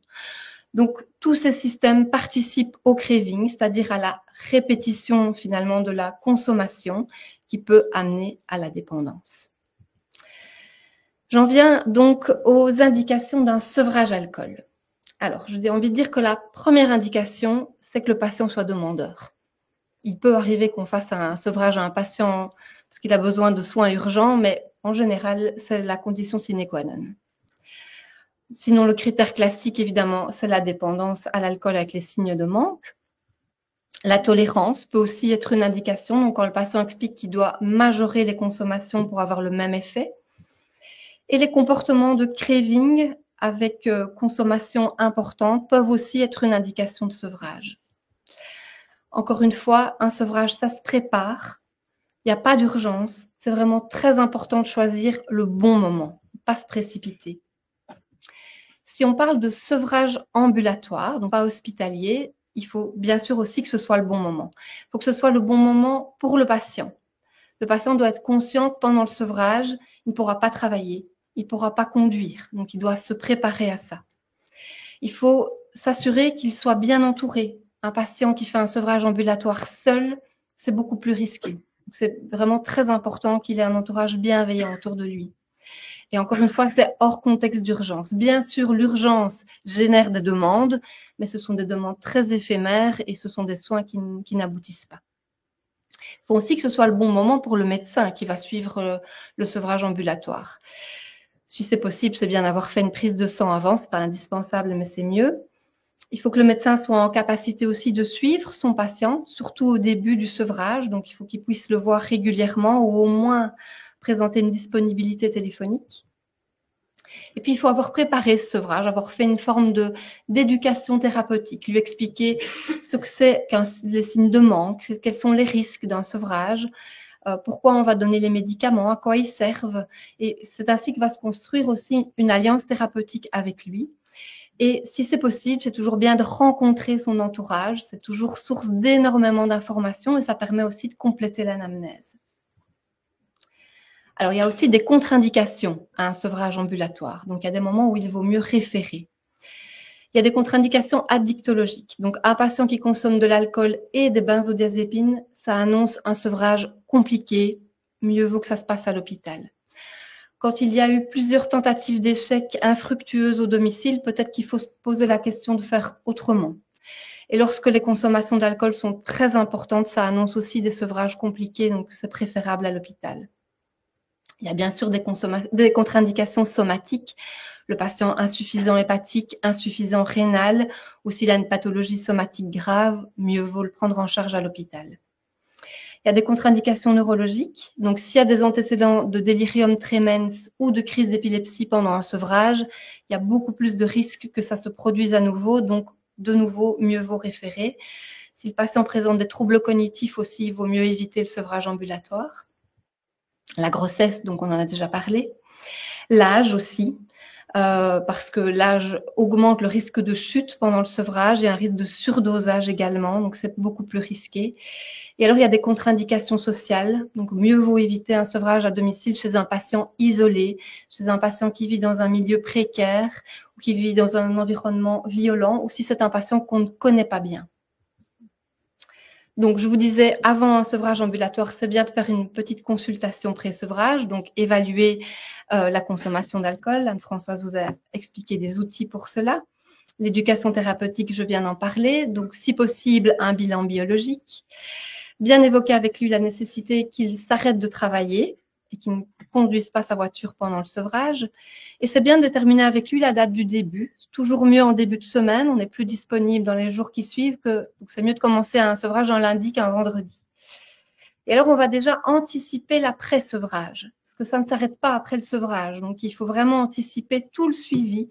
Il n'est jamais trop tôt pour en parler avec le patient. Donc, déjà, pensez aux consultations, pensez peut-être à un suivi psychologique, psychothérapeutique, lui parler des groupes d'entraide. Tout ça est important. Ce n'est jamais trop tôt d'en parler. Donc, si on a l'occasion de faire une prise de sang rapidement, donc on va demander une formule sanguine, évidemment une formule hépatique, rénale, les ions, l'albumine. Si on évoque éventuellement une dénutrition, les protéines sont intéressantes, les vitamines, le temps de quick, surtout s'il y a des perturbations hépatiques. C'est toujours intéressant d'avoir aussi une sérologie hépatite B, hépatite C, HIV. On contrôlera la fonction thyroïdienne si ça s'indique et les lipases ne sont nécessaires que s'il y a une douleur abdominale, n'est-ce pas? Les symptômes d'un sevrage, je pense que vous les connaissez. Donc rapidement, il y a des symptômes plus subjectifs, anxiété, irritabilité, troubles du sommeil. Et puis des symptômes neurovégétatifs avec cette fameuse triade, tremblement, transpiration et puis tachycardie et aussi hypertension artérielle. Très souvent, on aura aussi des signes digestifs, nausées, vomissements, diarrhée. Je vous présente deux échelles très intéressantes qui peuvent aider pendant un sevrage. L'échelle de Cushman, donc qui va mesurer différents paramètres et qui va, en fonction du score, permettre de dire si le patient peut avoir un sevrage au domicile ou s'il vaut mieux référer. L'échelle de Siwa est intéressante aussi. Elle peut même indiquer la quantité de Valium à donner au patient. Donc, ce sont deux échelles intéressantes. On en vient à la pharmacologie du sevrage. J'aurais voulu vous proposer des nouveautés, mais malheureusement, je n'ai rien de bien neuf à vous proposer. Donc, je vais vous parler de benzodiazépines, de thiamine et d'hydratation. Les benzodiazépines, c'est bien connu, mais finalement, on pourrait se poser la question de pourquoi on donne des benzodiazépines pendant un sevrage alcool. Un peu de physiologie, notre corps et notre cerveau aiment les situations d'équilibre. C'est ce qu'on appelle l'homéostasie. Ici, en matière de problème d'alcool, c'est un équilibre entre l'activité GABAergique, qui est une activité inhibitrice, et l'activité glutamatergique, qui, elle, est une activité plutôt excitatrice. Donc, à l'état normal, on est à l'équilibre entre les deux. Si on a une alcoolisation aiguë, l'alcool va augmenter l'effet GABAergique et donc va augmenter l'effet inhibant, donc la sédation, le ralentissement. Si cette consommation d'alcool devient chronique, alors le cerveau cherche à rééquilibrer et donc il va augmenter les récepteurs au glutamate et on va avoir donc plus d'effets excitateurs pour venir compenser les effets inhibiteurs de l'alcool. Et puis si on est en situation de sevrage, donc le cerveau a l'habitude de ce nouvel équilibre et on cesse la consommation d'alcool, eh bien alors l'équilibre part du côté excitateur puisqu'il y aura un surdosage en glutamate à ce moment-là et donc on va avoir des symptômes de sevrage, donc les symptômes excitateurs. On peut retenir que pour tout sevrage en fait, quel que soit le produit, les symptômes du sevrage, ce sera toujours les symptômes inverses de l'effet du produit. Donc c'est vraiment une image en miroir. Alors, pour ceux qui l'ont connu, le professeur Anso, qui était professeur de psychiatrie à l'ULiège, avait imaginé ce système d'étoiles pour représenter les benzodiazépines. Une étoile à 5 branches où chaque branche représente un effet de la benzodiazépine, donc l'effet sur l'angoisse, sur l'anxiété psychique, l'effet antiépileptique, myorelaxant et hypnosédatif. Dans un sevrage, on a envie un peu de tous ces effets-là. Et si on compare les différentes benzodiazépines, c'est le Valium qui représente le mieux l'étoile presque parfaite. Donc c'est pour ça que le Valium, c'est le médicament le plus utilisé pendant les sevrages. Donc ce sont des comprimés de 5 ou de 10 mg avec une demi-vie très variable. On annonce souvent 30 à 60 heures, mais ça peut aller jusque 100 heures de demi-vie, donc c'est très variable. Et on va proposer des schémas dégressifs où on va diminuer par palier de 5 mg tous les jours ou tous les 2 jours. Donc, voilà un exemple de schéma qu'on peut proposer aux patients. Donc, on va lui indiquer les jours et les heures de prise. On va par exemple commencer avec 4 comprimés de 10 mg et on lui indique comment diminuer petit à petit. La diminution peut changer en fonction de la consommation du patient et des moments où il a l'habitude de consommer. On lui rappelle sur ce type de papier qu'il ne doit pas conduire, qu'il ne doit pas consommer d'alcool en même temps, sinon il arrête le Valium. Et si c'est trop difficile, il remonte à la ligne supérieure. Les effets secondaires du Valium, je vais m'arrêter seulement sur certains. On a souvent de la confusion quand un patient prend du Valium, une amnésie antérograde, donc ça c'est vraiment typique, mais c'est généralement réversible. Il faut parfois quelques jours, voire quelques semaines. Il y a un risque de chute parce que le Valium va générer de l'ataxie, des vertiges, et le reste, je passe rapidement. Parfois, on doit utiliser des alternatives au Valium, et on va encore bien utiliser l'oxazépam. Pourquoi est-ce qu'on va utiliser l'oxazépam? Eh bien, chez les personnes âgées et chez les insuffisants hépatiques. En fait, l'oxazépam a une demi-vie plus courte, d'environ 8 heures, et donc on a moins de risque d'accumulation plasmatique. Donc, alors, il n'y a pas non plus de modification de la demi-vie en fonction de l'âge, contrairement au Valium, hein, c'est 30 à 60 heures. Ici, ça reste la même demi-vie, donc c'est pour ça que c'est intéressant chez les personnes âgées. Et au niveau de la métabolisation hépatique, elle est différente, donc c'est plus sécure chez les patients insuffisants hépatiques. Donc, on a des comprimés de 15 mg et au niveau de la concordance, c'est plus ou moins l'équivalence de 4,5-5 mg de Valium. Donc, si on passe de l'oxazépam au diazépam, on divisera par 3. Parfois, on va utiliser le Rivotril, donc c'est assez proche du Valium. Là, ce sont des comprimés de 2 ou 5 mg et 2 mg de Rivotril, c'est plus ou moins l'équivalent de 10 mg de diazépam. Alors, deuxième traitement du sevrage, c'est la thiamine. Donc, la thiamine, c'est la vitamine B1. On la retrouve exclusivement dans l'apport alimentaire, le corps n'en produit pas. Donc, les sources les plus riches, ce sont les céréales, les protéines, les légumineuses, les champignons, les noix. Et on estime que 30 à 80% des patients qui présentent un problème d'alcool sont carencés en thiamine. Pourquoi? Pour 2 raisons. Parce que l'alcool empêche une bonne absorption de cette thiamine et d'autre part, on a l'habitude de dire que là où le brasseur passe, le boulanger ne passe pas. Donc souvent, les patients s'alimentent très mal et n'ont plus les apports suffisants. J'ai mis l'effet neurotoxique de l'alcool, ce n'est pas une cause de la carence en thiamine, mais ça vient aggraver cette carence en thiamine. Donc, qu'est-ce que ça produit, la carence en thiamine? Ça produit une polyneuropathie, souvent qui se manifeste au niveau des membres inférieurs. Donc, ce sont des patients qui vont se plaindre de crampes, de paresthésie, de douleurs, de faiblesse. Et on va faire un électromyogramme pour confirmer s'il s'agit bien de ça. Et puis alors, il y a le risque de l'encéphalopathie de Guillet-Wernicke. Donc ça, c'est une triade symptomatique avec des troubles de la conscience, un nystagmus et une ataxie, donc un syndrome cérébelleux. Donc c'est une urgence à prendre en charge avec une mortalité qui n'est pas faible. La littérature parle de 20 à 50% si ce n'est pas pris en charge en aigu, et un risque d'évolution vers la démence de Korsakoff. Donc c'est une démence qui est vraiment typique au problème d'alcool et pour laquelle il n'y a malheureusement pas de traitement.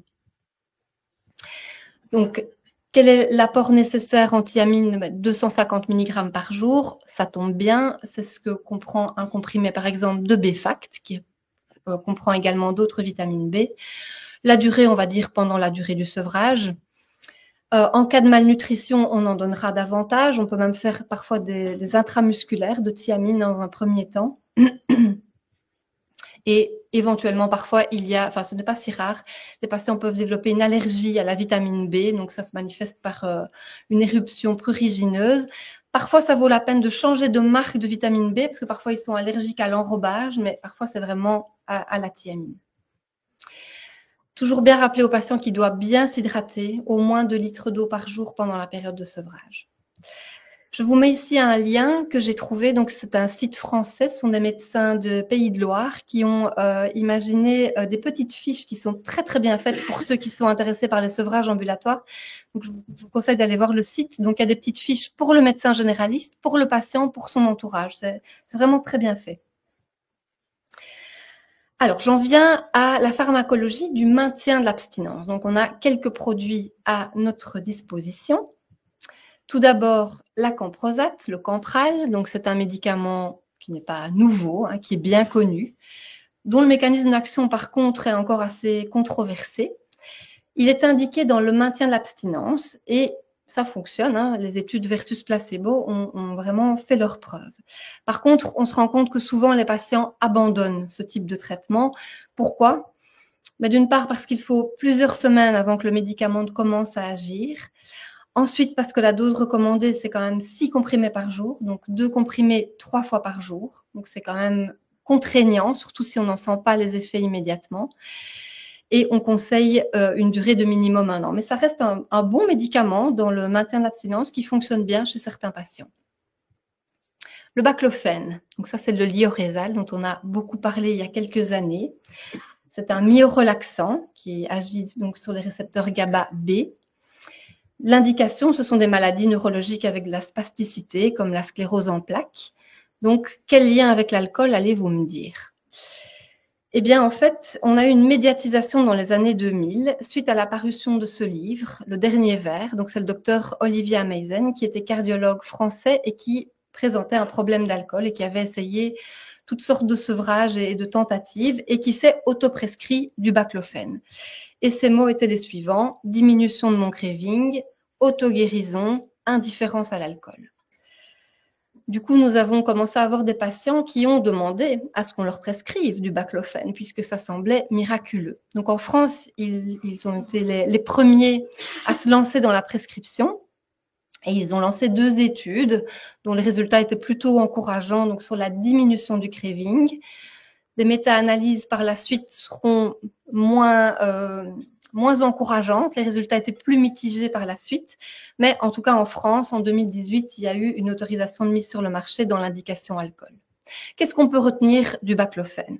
Jamais pendant le sevrage, parce qu'il y a un risque de sédation qui va s'ajouter déjà au risque des benzodiazépines. Pourquoi pas chez un patient qui aurait un craving majeur? Pas chez un patient bipolaire. J'ai moi-même été témoin au moins 2 fois de patients qui faisaient des beaux virages maniaques sous baclofène, c'est pas triste. La titration est nécessaire. Donc on commence par des comprimés de 10 mg qu'on augmente minimum tous les 3 jours. Personnellement, je ne vais pas au-delà de 4 fois 25 mg. Je sais que certains prescrivent davantage, mais moi, je ne vais pas plus loin que 4 fois 25 mg parce qu'il y a un risque de sédation. Et donc, il faut vraiment être vigilant avec la conduite d'un véhicule, surtout au début du traitement. Le nalméphène, c'est le Célincro. Il est passé un peu comme une étoile filante dans la pharmacologie de l'addicto en France. Donc, c'est un médicament qui, lui, était plutôt indiqué dans la réduction de la consommation. Donc, pas spécialement dans l'abstinence. C'est un médicament qui est soumis à remboursement en Belgique. Il faut d'abord demander l'accord du médecin conseil. Donc, l'idée, c'est 1 à 2 heures avant la consommation, le patient prend son médicament. 2 heures après, il va boire son premier verre, son deuxième verre, et il n'aura pas envie du troisième. Ça fait évidemment rêver. Le problème, c'est qu'il y a des effets secondaires très importants. Moi, tous les patients à qui j'ai prescrit du nalméphène m'ont dit « Docteur, je n'ai pas bu, c'est sûr, mais j'ai vraiment eu tous les symptômes d'une gueule de bois pas possible, avec des vertiges, nausées, vomissements, un mal de tête terrible. » Je sais que je ne suis pas la seule à avoir eu ce type d'effet négatif. Si dans la salle, certains ont d'autres expériences, je serais vraiment intéressée d'échanger après avec vous à ce sujet. Mais voilà, je pense que c'est un médicament qu'on prescrit quand même très peu. Il y a pas mal de contre-indications. Mais je sais qu'en France, ils l'utilisent beaucoup plus que nous. Et enfin, un mot sur l'antabuse. Donc, l'antabuse, c'est un médicament très particulier puisque c'est un médicament qui n'agit pas sur l'envie de consommer, mais qui va avoir un effet un peu gendarme puisque l'idée, c'est que si on a pris un comprimé d'antabuse et qu'on boit de l'alcool, on va être malade. Donc, l'idée, c'est d'avoir peur d'être malade, peur de la réaction aversive. Et cette réaction, c'est quoi? Donc, si on boit sur de l'antabuse, on aura sensation de chaleur, rougeur, des vomissements, une tachycardie. Ça peut être grave sur un cœur malade. Il y a déjà eu des décès sur antabuse. Ça existait en comprimé, en implant. Ce n'est plus commercialisé en Belgique. On ne l'utilise plus, l'antabuse, parce qu'il y a beaucoup de contre-indications, il y a eu beaucoup d'accidents et surtout, c'était souvent de très mauvaises indications. C'était souvent des patients qui espéraient que le médicament allait faire tout le travail et donc qui consommaient dessus. Donc, on ne l'utilise plus. Alors, on pourrait se poser la question de ce qu'on fait des autres psychotropes pendant un sevrage. Si on parle des antidépresseurs, mon conseil, c'est de ne pas modifier le traitement pendant la période de sevrage. Pourquoi? Parce que l'alcool est un profond dépressogène et donc on a très souvent une résolution quasi spontanée des symptômes dépressifs après le sevrage. Pas toujours, mais souvent oui. Donc je pense qu'il faut réévaluer l'état dépressif après le sevrage. Il y a des exceptions où il faudra changer le traitement pendant le sevrage, mais c'est plutôt exceptionnel. Alors, on va quand même régulièrement utiliser le trazodone, qui est un antidépresseur, mais pour vraiment les troubles du sommeil, il est souvent utilisé pendant le sevrage, lui. Au niveau des antipsychotiques, il faut faire attention parce qu'ils abaissent le seuil épileptogène. Or, la période de sevrage est déjà une période à risque de convulsion.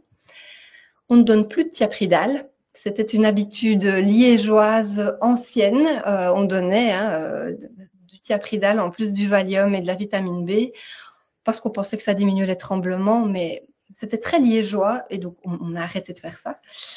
Alors évidemment, si on a un patient qui est stabilisé par antipsychotique parce qu'il est psychotique ou bipolaire, on ne change pas son traitement pendant le sevrage, ça c'est certain. Et on peut parfois se poser la question du dipypéron, donc qui est plutôt un neuroleptique, qu'on peut parfois donner pour diminuer l'impulsivité chez certains patients très très nerveux. À l'hôpital, parfois ça nous sauve quand même à petite dose. Les benzodiazépines, on évite les associations, vraiment autant que faire se peut.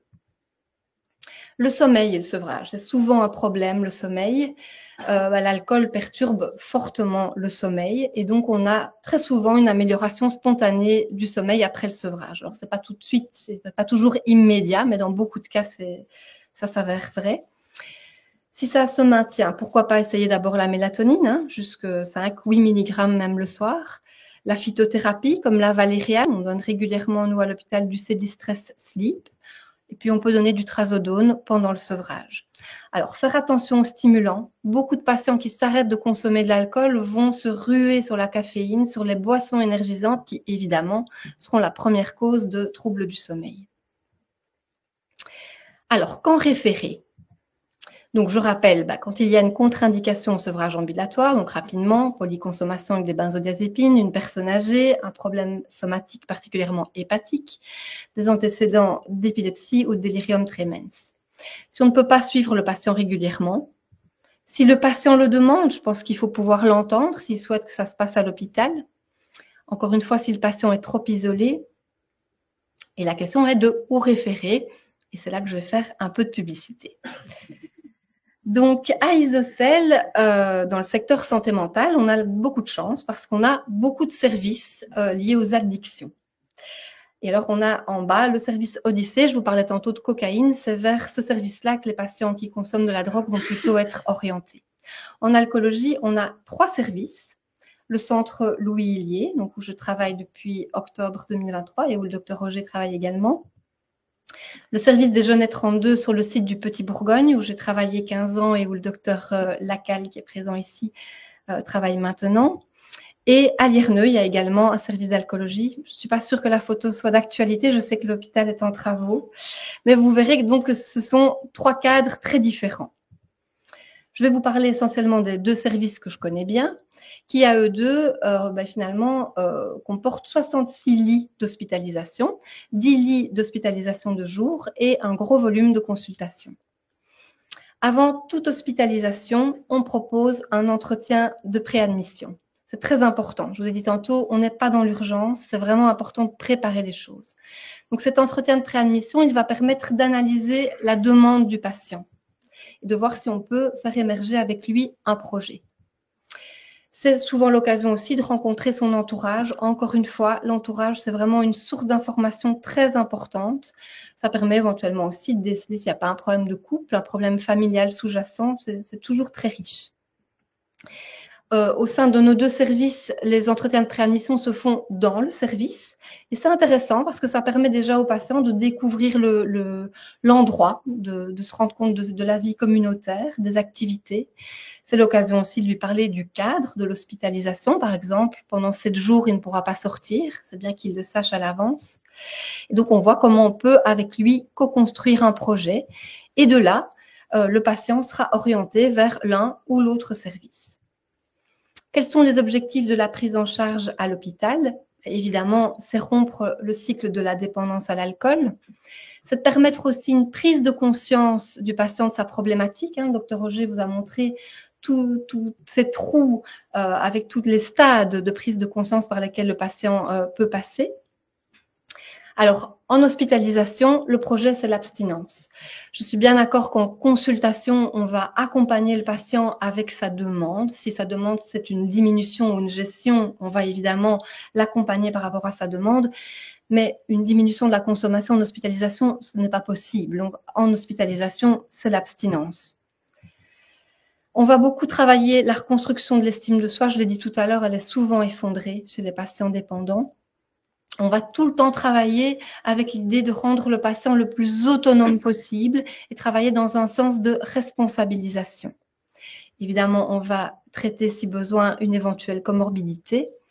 Et alors, j'ai mis aussi cette récupération du rythme. C'est quelque chose qui peut paraître un peu banal, mais les patients le disent souvent, surtout au début de l'hospitalisation.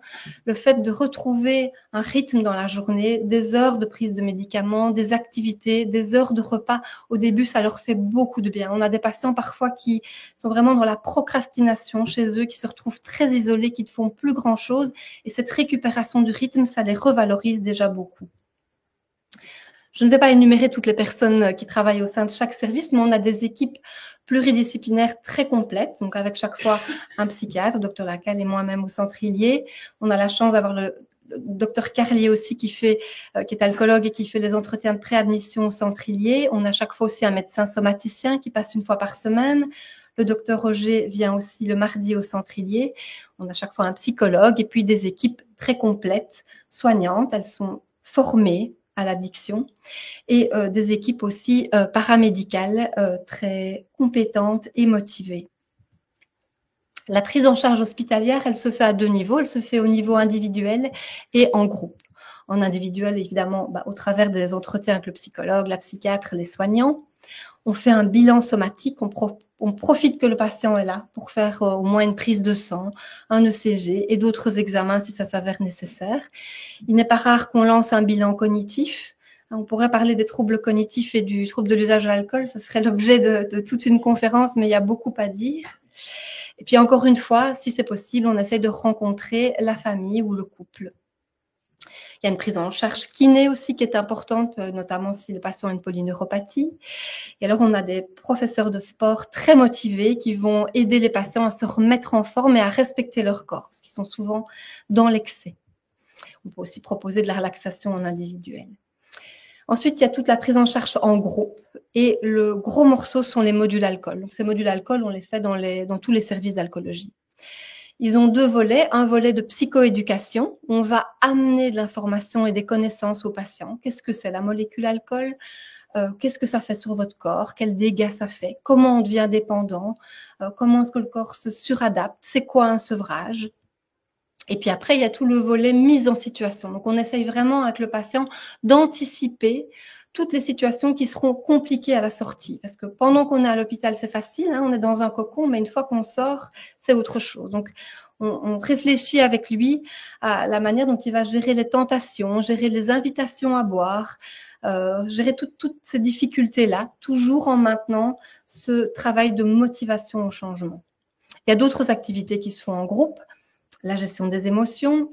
Anne-Françoise Auger a parlé tantôt d'alexithymie. Les émotions, c'est un gros problème chez les patients alcoolodépendants. Ils ont beaucoup de mal à les reconnaître, à les analyser et ils cherchent une réponse très rapide en consommant pour vraiment éteindre ces émotions. Il y a tout un travail corporel, j'en ai déjà parlé, on les remet en action. Il y a aussi de l'art-thérapie, on a des belles salles d'ergothérapie, donc c'est une autre manière de s'exprimer. Il y a un très beau travail qui peut être fait à ce niveau-là aussi. On fait aussi des ateliers saveurs, de la cuisine thérapeutique pour dissocier l'aspect cuisine de l'aspect alcool et plein d'autres activités que je n'ai pas le temps d'énumérer. Pendant l'hospitalisation, on prépare aussi la sortie. Je vous ai dit, on doit toujours être au moins une guerre en avance avec le patient. C'est vraiment important. Donc, il va y avoir des retours progressifs au domicile, le mercredi après-midi, le week-end, et puis le patient va déloger pour petit à petit s'exposer de plus en plus à son quotidien et éventuellement revenir discuter à l'hôpital des difficultés qu'il a rencontrées. Et on essaye d'avoir un suivi le plus individualisé possible avec le patient. On peut lui proposer, par exemple, de revenir en post-cure, terminer les modules après l'hospitalisation. On peut lui proposer l'hôpital de jour, je vais vous le présenter juste après. On peut aussi lui proposer une hospitalisation de nuit. Le sevrage est terminé, le patient veut reprendre le travail, eh bien, il peut reprendre le travail et revenir passer la nuit à l'hôpital. Donc, ça peut se faire un petit temps, ce qui lui permet de reprendre petit à petit sa vie à l'extérieur. On lui propose évidemment un suivi en consultation, soit il en a déjà un. On a une offre au Centrilier qui est en train de s'étoffer au niveau des consultations, donc ça c'est vraiment intéressant. Le suivi par le médecin traitant évidemment est primordial. Tous les bilans somatiques qui auront été lancés vont se poursuivre aussi et on va beaucoup leur parler des groupes de soutien. Les AA, vie libre, abstinence et tolérance. Et on leur permet aussi de tester ces groupes-là pendant l'hospitalisation. Parce que tout ce qui va débuter pendant l'hospitalisation a beaucoup plus de chances de se maintenir par la suite. Et puis parfois, on développera avec eux des projets plus particuliers comme un centre de post-cure à Malmedy ou ailleurs, ou un projet d'habitation protégée. Donc le Centrilier, comme vous le voyez, c'est un centre relativement moderne. Il va fêter ses 10 ans cette année-ci. Donc, il a une situation particulière. Il est sur les hauteurs de Buranville et il est en dehors du reste de l'hôpital psychiatrique. C'est intéressant parce que ça va permettre d'attirer des patients qui ne viendraient pas sinon à l'hôpital plus psychiatrique. On va cibler plutôt les premières hospitalisations et plutôt une population qui garde une bonne insertion socio-professionnelle. C'est pour ça aussi donc on peut développer des hospitalisations de nuit avec la reprise du travail et on peut proposer aussi une hospitalisation de jour après l'hospitalisation à temps plein. On a la chance dans les modules alcool d'accueillir 2 pères aidants, enfin 3 pères aidants même, donc d'anciens patients abstinents qui viennent témoigner de leur expérience et qui viennent échanger avec les patients. C'est souvent très riche. Notre psychologue a développé des modules sur le changement. C'est des modules assez confrontants, mais qui bousculent les patients et souvent qui font mouche. Et puis, les soignants ont développé 2 modules très intéressants, Retour vers le futur pour la préparation à la sortie et aussi Plan d'urgence, qui sont vraiment des modules très, très importants. On a aussi commencé à parler de chirurgie bariatrique puisqu'on a énormément de patients avec des antécédents de chirurgie bariatrique et qui ont développé un TEA. Dr Roger vous en a parlé avant, donc on leur en parle aussi dans les modules. On accueille les familles 1 fois par mois en soirée. Donc 2 soignants animent une réunion d'information. On va vraiment donner de l'information aux familles et répondre à leurs questions. Et puis, notre psychologue propose des afters. Donc, ça, c'est 1 fois par mois. Il propose à d'anciens patients de revenir faire une réunion et discuter de la situation, de comment ils le vivent. Et on a des groupes mixtes avec des gens abstinents depuis très longtemps et d'autres depuis moins longtemps. Donc, on a un hôpital de jour de 10 lits qu'on propose toujours après un séjour résidentiel. Donc, c'est vraiment une transition entre l'hôpital à temps plein et le fait d'être de nouveau complètement autonome. De nouveau, là, l'objectif, c'est l'abstinence et son maintien. On demande une participation à minimum 2 demi-journées par semaine, ce qui permet aussi à certains patients de reprendre une activité professionnelle à temps partiel. Et les activités qui sont proposées, ce sont des groupes de parole, à nouveau des groupes sur les émotions, des activités sportives aussi et de l'art-thérapie. En cas de rechute, oui, la rechute, elle fait souvent partie de la maladie, donc il faut en parler. La rechute, elle est souvent nécessaire à mieux comprendre la maladie. Ce n'est pas dramatique de rechuter, mais il faut en parler, il faut discuter et voir comment le patient se situe par rapport à ça. Donc, ça vient souvent consolider le travail motivationnel qui a déjà été amorcé avant.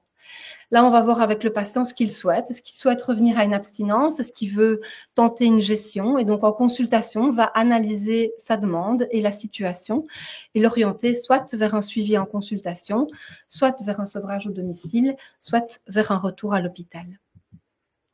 Donc, en pratique, voici les informations pour prendre un rendez-vous de préadmission, que ce soit au Centrilier ou dans le service des Genêts 32, et donc les informations sur les consultations au Centrilier.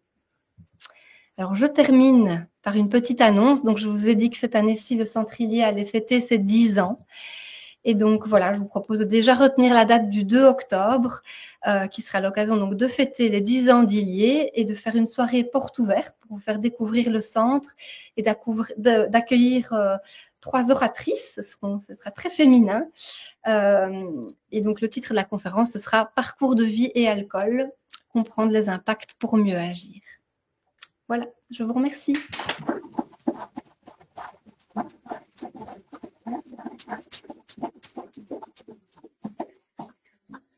Je remercie nos deux oratrices qui ont très bien parlé et surtout très bien respecté leur timing. Elles étaient surveillées. Je propose à présent d'entendre vos questions et que le docteur Auger et le docteur Batardi puissent y répondre en choisissant laquelle se dévoue ou laquelle choisit de prendre le sujet. Est-ce que nous avons d'abord des... Alors ne vous étonnez pas si moi ou une de nos deux oratrices répète les questions que vous posez ici en salle dans le micro ici, c'est pour que les gens qui sont à distance puissent entendre la question. Est-ce qu'il y a des questions ici en salle, tout d'abord?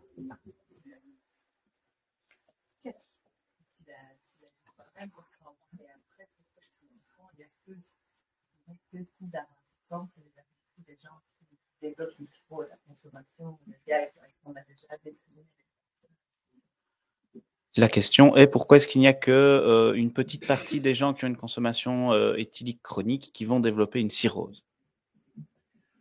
Je remercie pour la question, elle est vaste. Il y a d'abord le profil de consommation. Les consommateurs paroxystiques intermittents vont avoir plus une toxicité neurologique, alors que les gens qui consomment tous les jours vont plutôt avoir une toxicité hépatique. Le fait d'avoir les 2 jours d'abstinence recommandés sur la semaine, ça va vraiment diminuer l'impact sur le foie.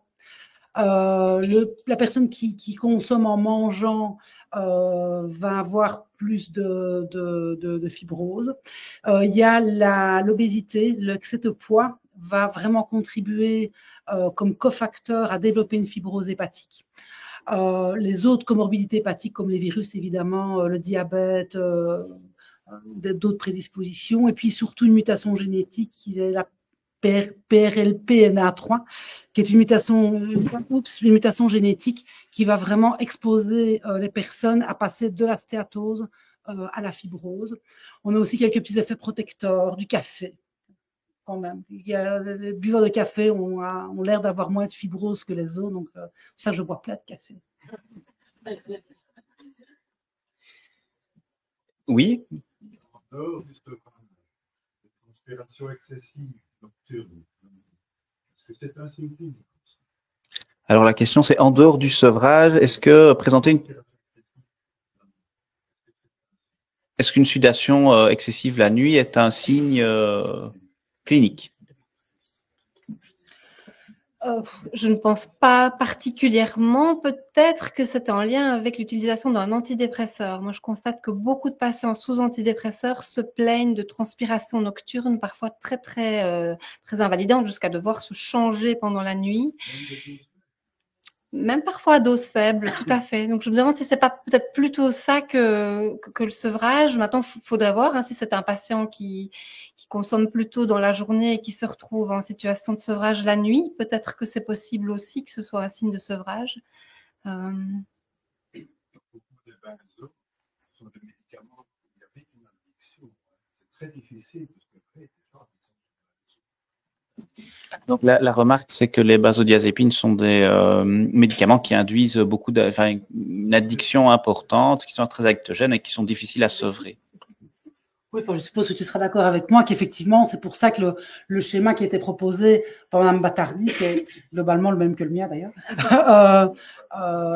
non, le Valium, le Valium au moment du sevrage, on entame extrêmement rapidement la diminution. Les patients doivent être sevrés de benzodiazépine en 15 jours de temps. On ne peut pas prendre des benzos plus de 15 jours en règle générale. Donc ça, il faut vraiment être vigilant. Les patients, après, ils disent, j'ai besoin encore de garder, ils ont peur de lâcher le Valium. C'est un peu leur doudou. Ils lâchent leur verre d'alcool, puis ils doivent lâcher leur Valium. Il faut vraiment être très intransigeant là-dessus parce qu'autrement, ils remplacent leur produit par un autre. Ça, et puis finalement, ils reboivent, s'accumulent, ça ne va pas aller. Il faut qu'ils arrivent à gérer leur anxiété et leurs émotions autrement qu'avec un produit, que ce soit verre ou un. C'est vraiment limité 15 jours dans le temps, la base.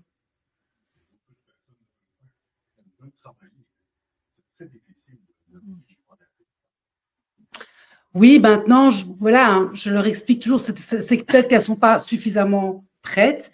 Je leur explique que le sevrage, c'est quelque chose, ça prend du temps, ça prend de l'énergie. On ne fait pas ça quand on va acheter un pain. C'est une parenthèse de vie, c'est une décision hyper importante. Et donc, il faut bien le faire. Il vaut mieux bien le faire plus tard et travailler avec le patient pour qu'il soit prêt que de le faire trop vite pour répondre au patient, à la demande express du patient, et puis l'exposer à un échec.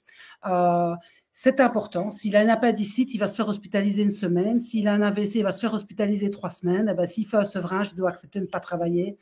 Pas longtemps, hein, le temps qu'il prenne le baso le matin. Hein, après, il peut retravailler. Hein. D'autres questions? Est-ce que nous avons des questions à distance? On en a quelques-unes. Bonjour et déjà merci pour la qualité de l'exposé. Est-ce que vous pourriez expliquer le lien entre les antécédents de chirurgie bariatrique et de la consommation d'alcool? Quelle est la psychopathologie en contexte psychologique? On repart pour une conférence. Là. On repart pour une conférence, c'est justement l'exposé que je vais faire lors des 10 ans d'Ili au mois de février, donc voilà. Donc, je ne vais pas tout spoiler. Alors, on sait que c'est quand même plus le bypass que les autres types de chirurgie bariatrique qui vont exposer au problème d'alcool. La gastroplastie, donc les anneaux, n'entraînent pas de problème. La sleeve, les études sont mitigées. Le bypass, clairement, il y a un lien avec une consommation d'alcool. Alors, il y a plein d'hypothèses physiopathologiques. Mais on va dire qu'une d'entre elles à comprendre, c'est qu'à partir du moment où on n'a plus de tube digestif, l'alcool n'est plus prédigéré dans l'estomac, n'entre pas progressivement dans le sang au fur et à mesure de son trajet dans l'intestin. Il va rentrer brutalement et ça va être un shoot d'alcool, comme si on se faisait une intraveineuse d'alcool. Et donc, ça va directement arriver au cerveau très rapidement. Avec un seul verre d'alcool, vous êtes positif à l'alcotest et quelques minutes après votre ingestion, après une chirurgie bariatrique. Et donc, comme on l'a compris au niveau du circuit de la récompense que vous avez expliqué, Madame Batardi, ce shoot va entraîner une explosion de dopamine, un petit feu d'artifice, et donc va accélérer très fort le processus d'addiction et de dépendance que Madame Batardi vous a exposé. Alors évidemment, on peut aussi dire, les gens ne savent plus manger, donc ils boivent. Il y a le microbiote qui est modifié. Il y a d'autres choses qui peuvent intervenir, mais vraiment, ce qu'il faut retenir, c'est vraiment cette élévation brutale et importante dans le circuit de la récompense qui va accélérer la sensibilisation du système nerveux central et le développement de la dépendance qui va être très rapide et très puissant. Ce sont aussi des patients, et vous me corrigerez si je me trompe, mais qui sont plus fragiles aussi parce qu'ils ne sont pas toujours très bien suivis en termes de supplémentation vitaminique après leur chirurgie, et comme ils ont un risque malabsorptif lié à la chirurgie, ils sont d'autant plus à risque de faire des encéphalopathies de Guy-Wernicke, Korsakoff et compagnie. On avait regardé le taux d'albumine à Illiers. On avait comparé 60 patients alcooliques non bariatriques et 60 patients alcooliques bariatriques. Et en fait, on avait 30% de carence en albumine chez les bariatriques dénutris, chez les bariatriques alcooliques, alors que chez les alcooliques non bariatriques, on pouvait dire, oui, ils sont dénutris, ils ont une chute d'albumine. Non, là, j'avais 0% de patients qui étaient en carence d'albumine à la biologie, alors que j'avais 30% de carence en albumine dans le groupe bariatrique. Donc, il y a vraiment, comme dit l'auteur Gédidi, je le rejoins aussi, probablement des vitamines qu'on ne dose pas et d'autres cofacteurs qui ne sont pas absorbés, qui ne sont plus absorbés à cause de la chirurgie bariatrique. Question suivante. Une question pour le docteur Batardi. Quels sont les risques d'un sevrage non suivi?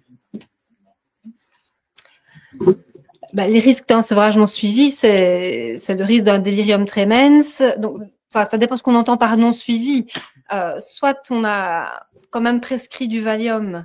Et alors, le gros risque, s'il n'y a pas de suivi, c'est que le patient n'arrête pas le Valium et éventuellement qu'il reconsomme de l'alcool dessus. Donc, il y a le risque de devenir addict au benzo et peut-être de consommation des deux. C'est quand même important aussi pendant le sevrage de suivre le patient pour éventuellement réévaluer la diminution ou les paliers. Parfois, on doit changer ce qu'on avait imaginé au départ. Maintenant, si on parle de sevrage sauvage, c'est-à-dire où on n'aura pas prescrit de Valium, là, le risque, évidemment, c'est que le patient soit très mal, qu'il ait des symptômes de manque, qu'il développe finalement des hallucinations. Donc, il y a un risque de crise convulsive, il y a un risque de délirium tremens, je viens de dire.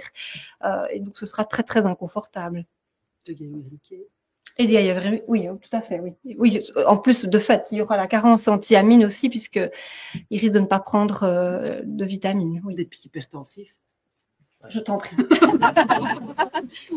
Des pics hypertensifs aussi, puisque le sevrage qui n'est pas accompagné de benzo va entraîner une hyperexcitabilité globale, en fait, du corps. Hein. Donc, oui, on peut en décéder, bien sûr, on peut en décéder.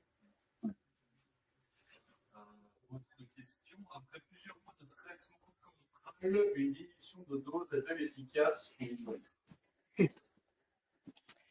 C'est une bonne question. Vous répétez la question? Ah oui. Non. C'est une bonne question. Je n'ai pas vraiment de réponse claire. En fait, je constate que les patients qui prennent du Campral de façon chronique s'accrochent aussi un peu à leur Campral. C'est toujours difficile de savoir quelle est la part vraiment d'efficacité du médicament et peut-être la part d'effet placebo. Je dirais que ça peut s'envisager. Hein. On peut imaginer passer à 4 comprimés et réévaluer avec le patient s'il sent un effet sur la réapparition d'envie de consommer ou pas. Je fais une petite aparté parce que je disais qu'il fallait 6 comprimés par jour, donc 2 comprimés 3 fois par jour. Parfois, c'est la prise de midi qui passe. C'est compliqué quand on travaille de penser à prendre des comprimés de midi. Donc, parfois, ce que je conseille, c'est 3 le matin, 3 le soir. Mais voilà, pourquoi pas diminuer au bout d'un moment la dose, en effet. Il n'y a pas vraiment de protocole prévu à ma connaissance, mais pourquoi pas. Juste avant ça, je pense que nous avions une question ou une remarque en salle.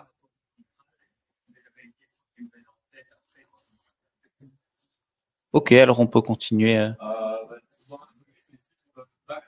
Une remarque qui dit: je pensais que le baclofène ne peut se prendre à long terme.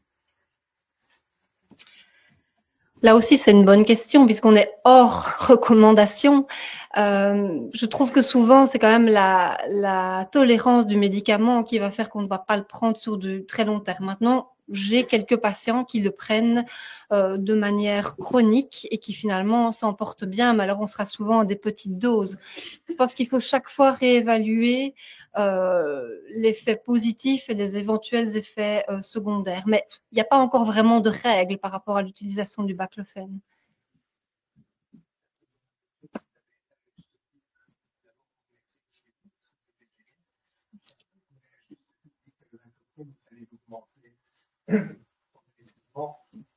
Par rapport au Campral, le baclofène, il arrêtait aussi très progressivement, puisque d'étalement, des choses réfléchies, comme quand on arrête l'alcool de manière sauvage ou parfois de manière accidentelle.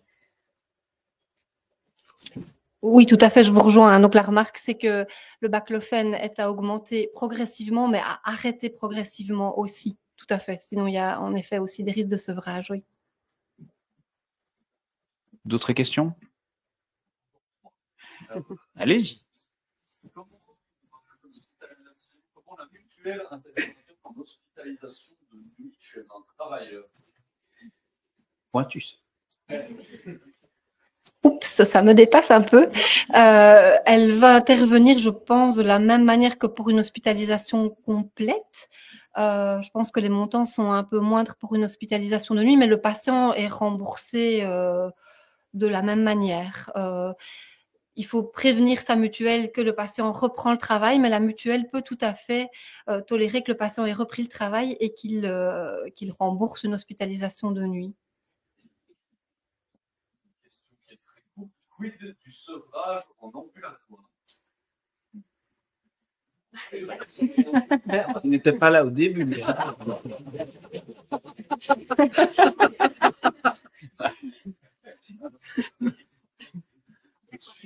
Psychologue en libéral, je suis beaucoup plus orienté mes patients s'il y a une suspicion de mésusage. Comme on l'a évoqué, je pense qu'on est plein d'acteurs. Sur le site de la SSMG, il y a une carte interactive de toutes les personnes qui ont fait le DU d'alcoolologie en Belgique, et donc vous pouvez aller cliquer en fonction de la région du patient. Si vous voyez un médecin généraliste, un psychologue ou quelqu'un qui a le bagage de formation et qui est intéressé par l'alcoolologie. Comme l'a dit Madame Batardi, il y a les différents numéros à Isocel, avec notamment une évaluation par le docteur Carlier qui fait des super entretiens de préadmission et qui, en fonction du profil du patient, va l'orienter, oui, certes, à Illiers, quand il correspond un peu à notre cible de patients, mais va les orienter vers d'autres services qu'elle connaît bien. Il y a l'unité intégrée du Mont-Légien, qui a un autre type d'hospitalisation. Ils hospitalisent les personnes une semaine pour le sevrage, puis ils les laissent ressortir à la maison une semaine, puis ils reviennent une semaine après, à ce moment-là, en psychiatrie. Il y a l'IRNE, voilà, il y a plein d'endroits, il y a la citadelle. Savoir si le patient préfère dans un hôpital psychiatrique, un hôpital somatique, c'est un petit peu tout ce qu'on vient d'évoquer, mais c'est vrai que une consultation chez un alcoologue, un médecin alcoologue, par exemple, chez Mme Carlier, chez Monsieur Duchesne, chez moi, permet parfois d'un petit peu débroussailler les choses avec le patient, mais c'est vraiment, ça dépend du profil du patient et de la demande du patient. Il n'y a pas non. Chaque endroit a ses avantages, et ce qui est bon pour un patient va l'être moins pour un autre. Chaque endroit a ses avantages et ses atouts, et en fonction du patient, on va l'orienter. Oui, tout à fait. Est-ce que nous avons encore des questions ou des remarques? Ah, peut-être. Non, mais allez-y, allez-y. J'aurais voulu savoir en moyenne combien de temps durait une hospitalisation. La question, c'est combien de temps en moyenne dure une hospitalisation pour un sevrage? Je pense que ça dépend de l'endroit où le patient est hospitalisé. Donc, je peux comparer les deux services dont je vous ai parlé, le Genève 32 et au Centre Illiers. Au Centre Illiers, on est plutôt sur des hospitalisations de 4 à 6 semaines. Au Genève 32, parfois, c'est un petit peu plus long parce qu'on a une population plus désinsérée sur le plan social, et donc il y a parfois tout un travail social qui met un peu plus de temps à se construire. Mais donc, à Illiers, 4 à 6 semaines environ. Maintenant, Richard-Pelle ou Malmedy, ça va être plus long, je pense. Alors, Malmedy, ça va être beaucoup plus long parce que là, ce sera un centre de post-cure, donc pour quelqu'un qui est sevré. Et là, on est parti généralement pour au moins 6 mois de suivi. Donc ça, c'est vraiment très particulier. À l'IRNE, je sais pas, je dirais peut-être environ 2 mois. Ah voilà, 6 à 7 semaines.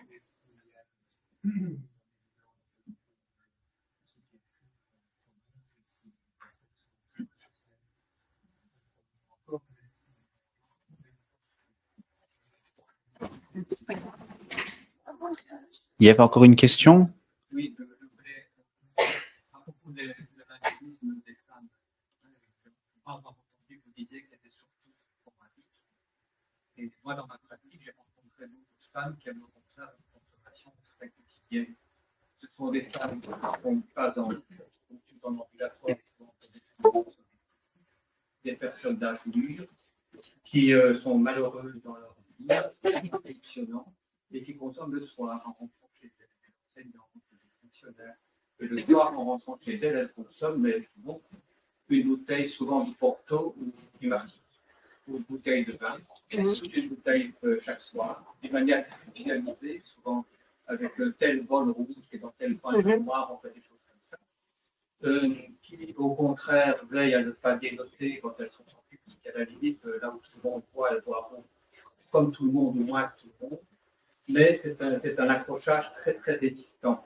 On a l'impression qu'il suffit de les raisonner un peu, ce sont des femmes intelligentes, mais non, elles sont très accrochées à ça, c'est très difficile de les faire cesser, et elles consomment d'une manière évidemment très toxique pour leur santé. C'est pour ça que je voulais dire que vous ne rencontrez pas ce genre de personnes. Si, tout à fait. Tout à fait. Je ne peux que vous rejoindre. C'est vrai que j'ai suivi ce que je lisais dans la littérature, mais c'est vrai qu'au niveau de la clinique, j'ai beaucoup de patients tels que vous les décrivez là, oui.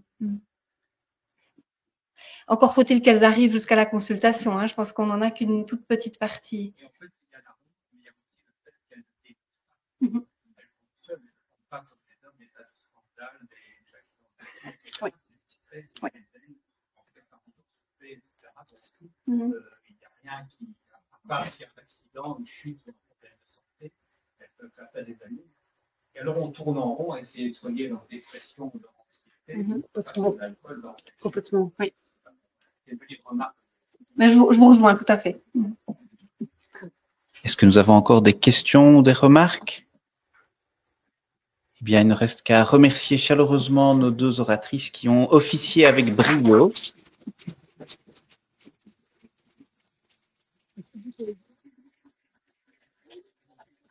C'est de l'eau et pas de la vodka dans leur bouteille. Je vous souhaite une très bonne soirée.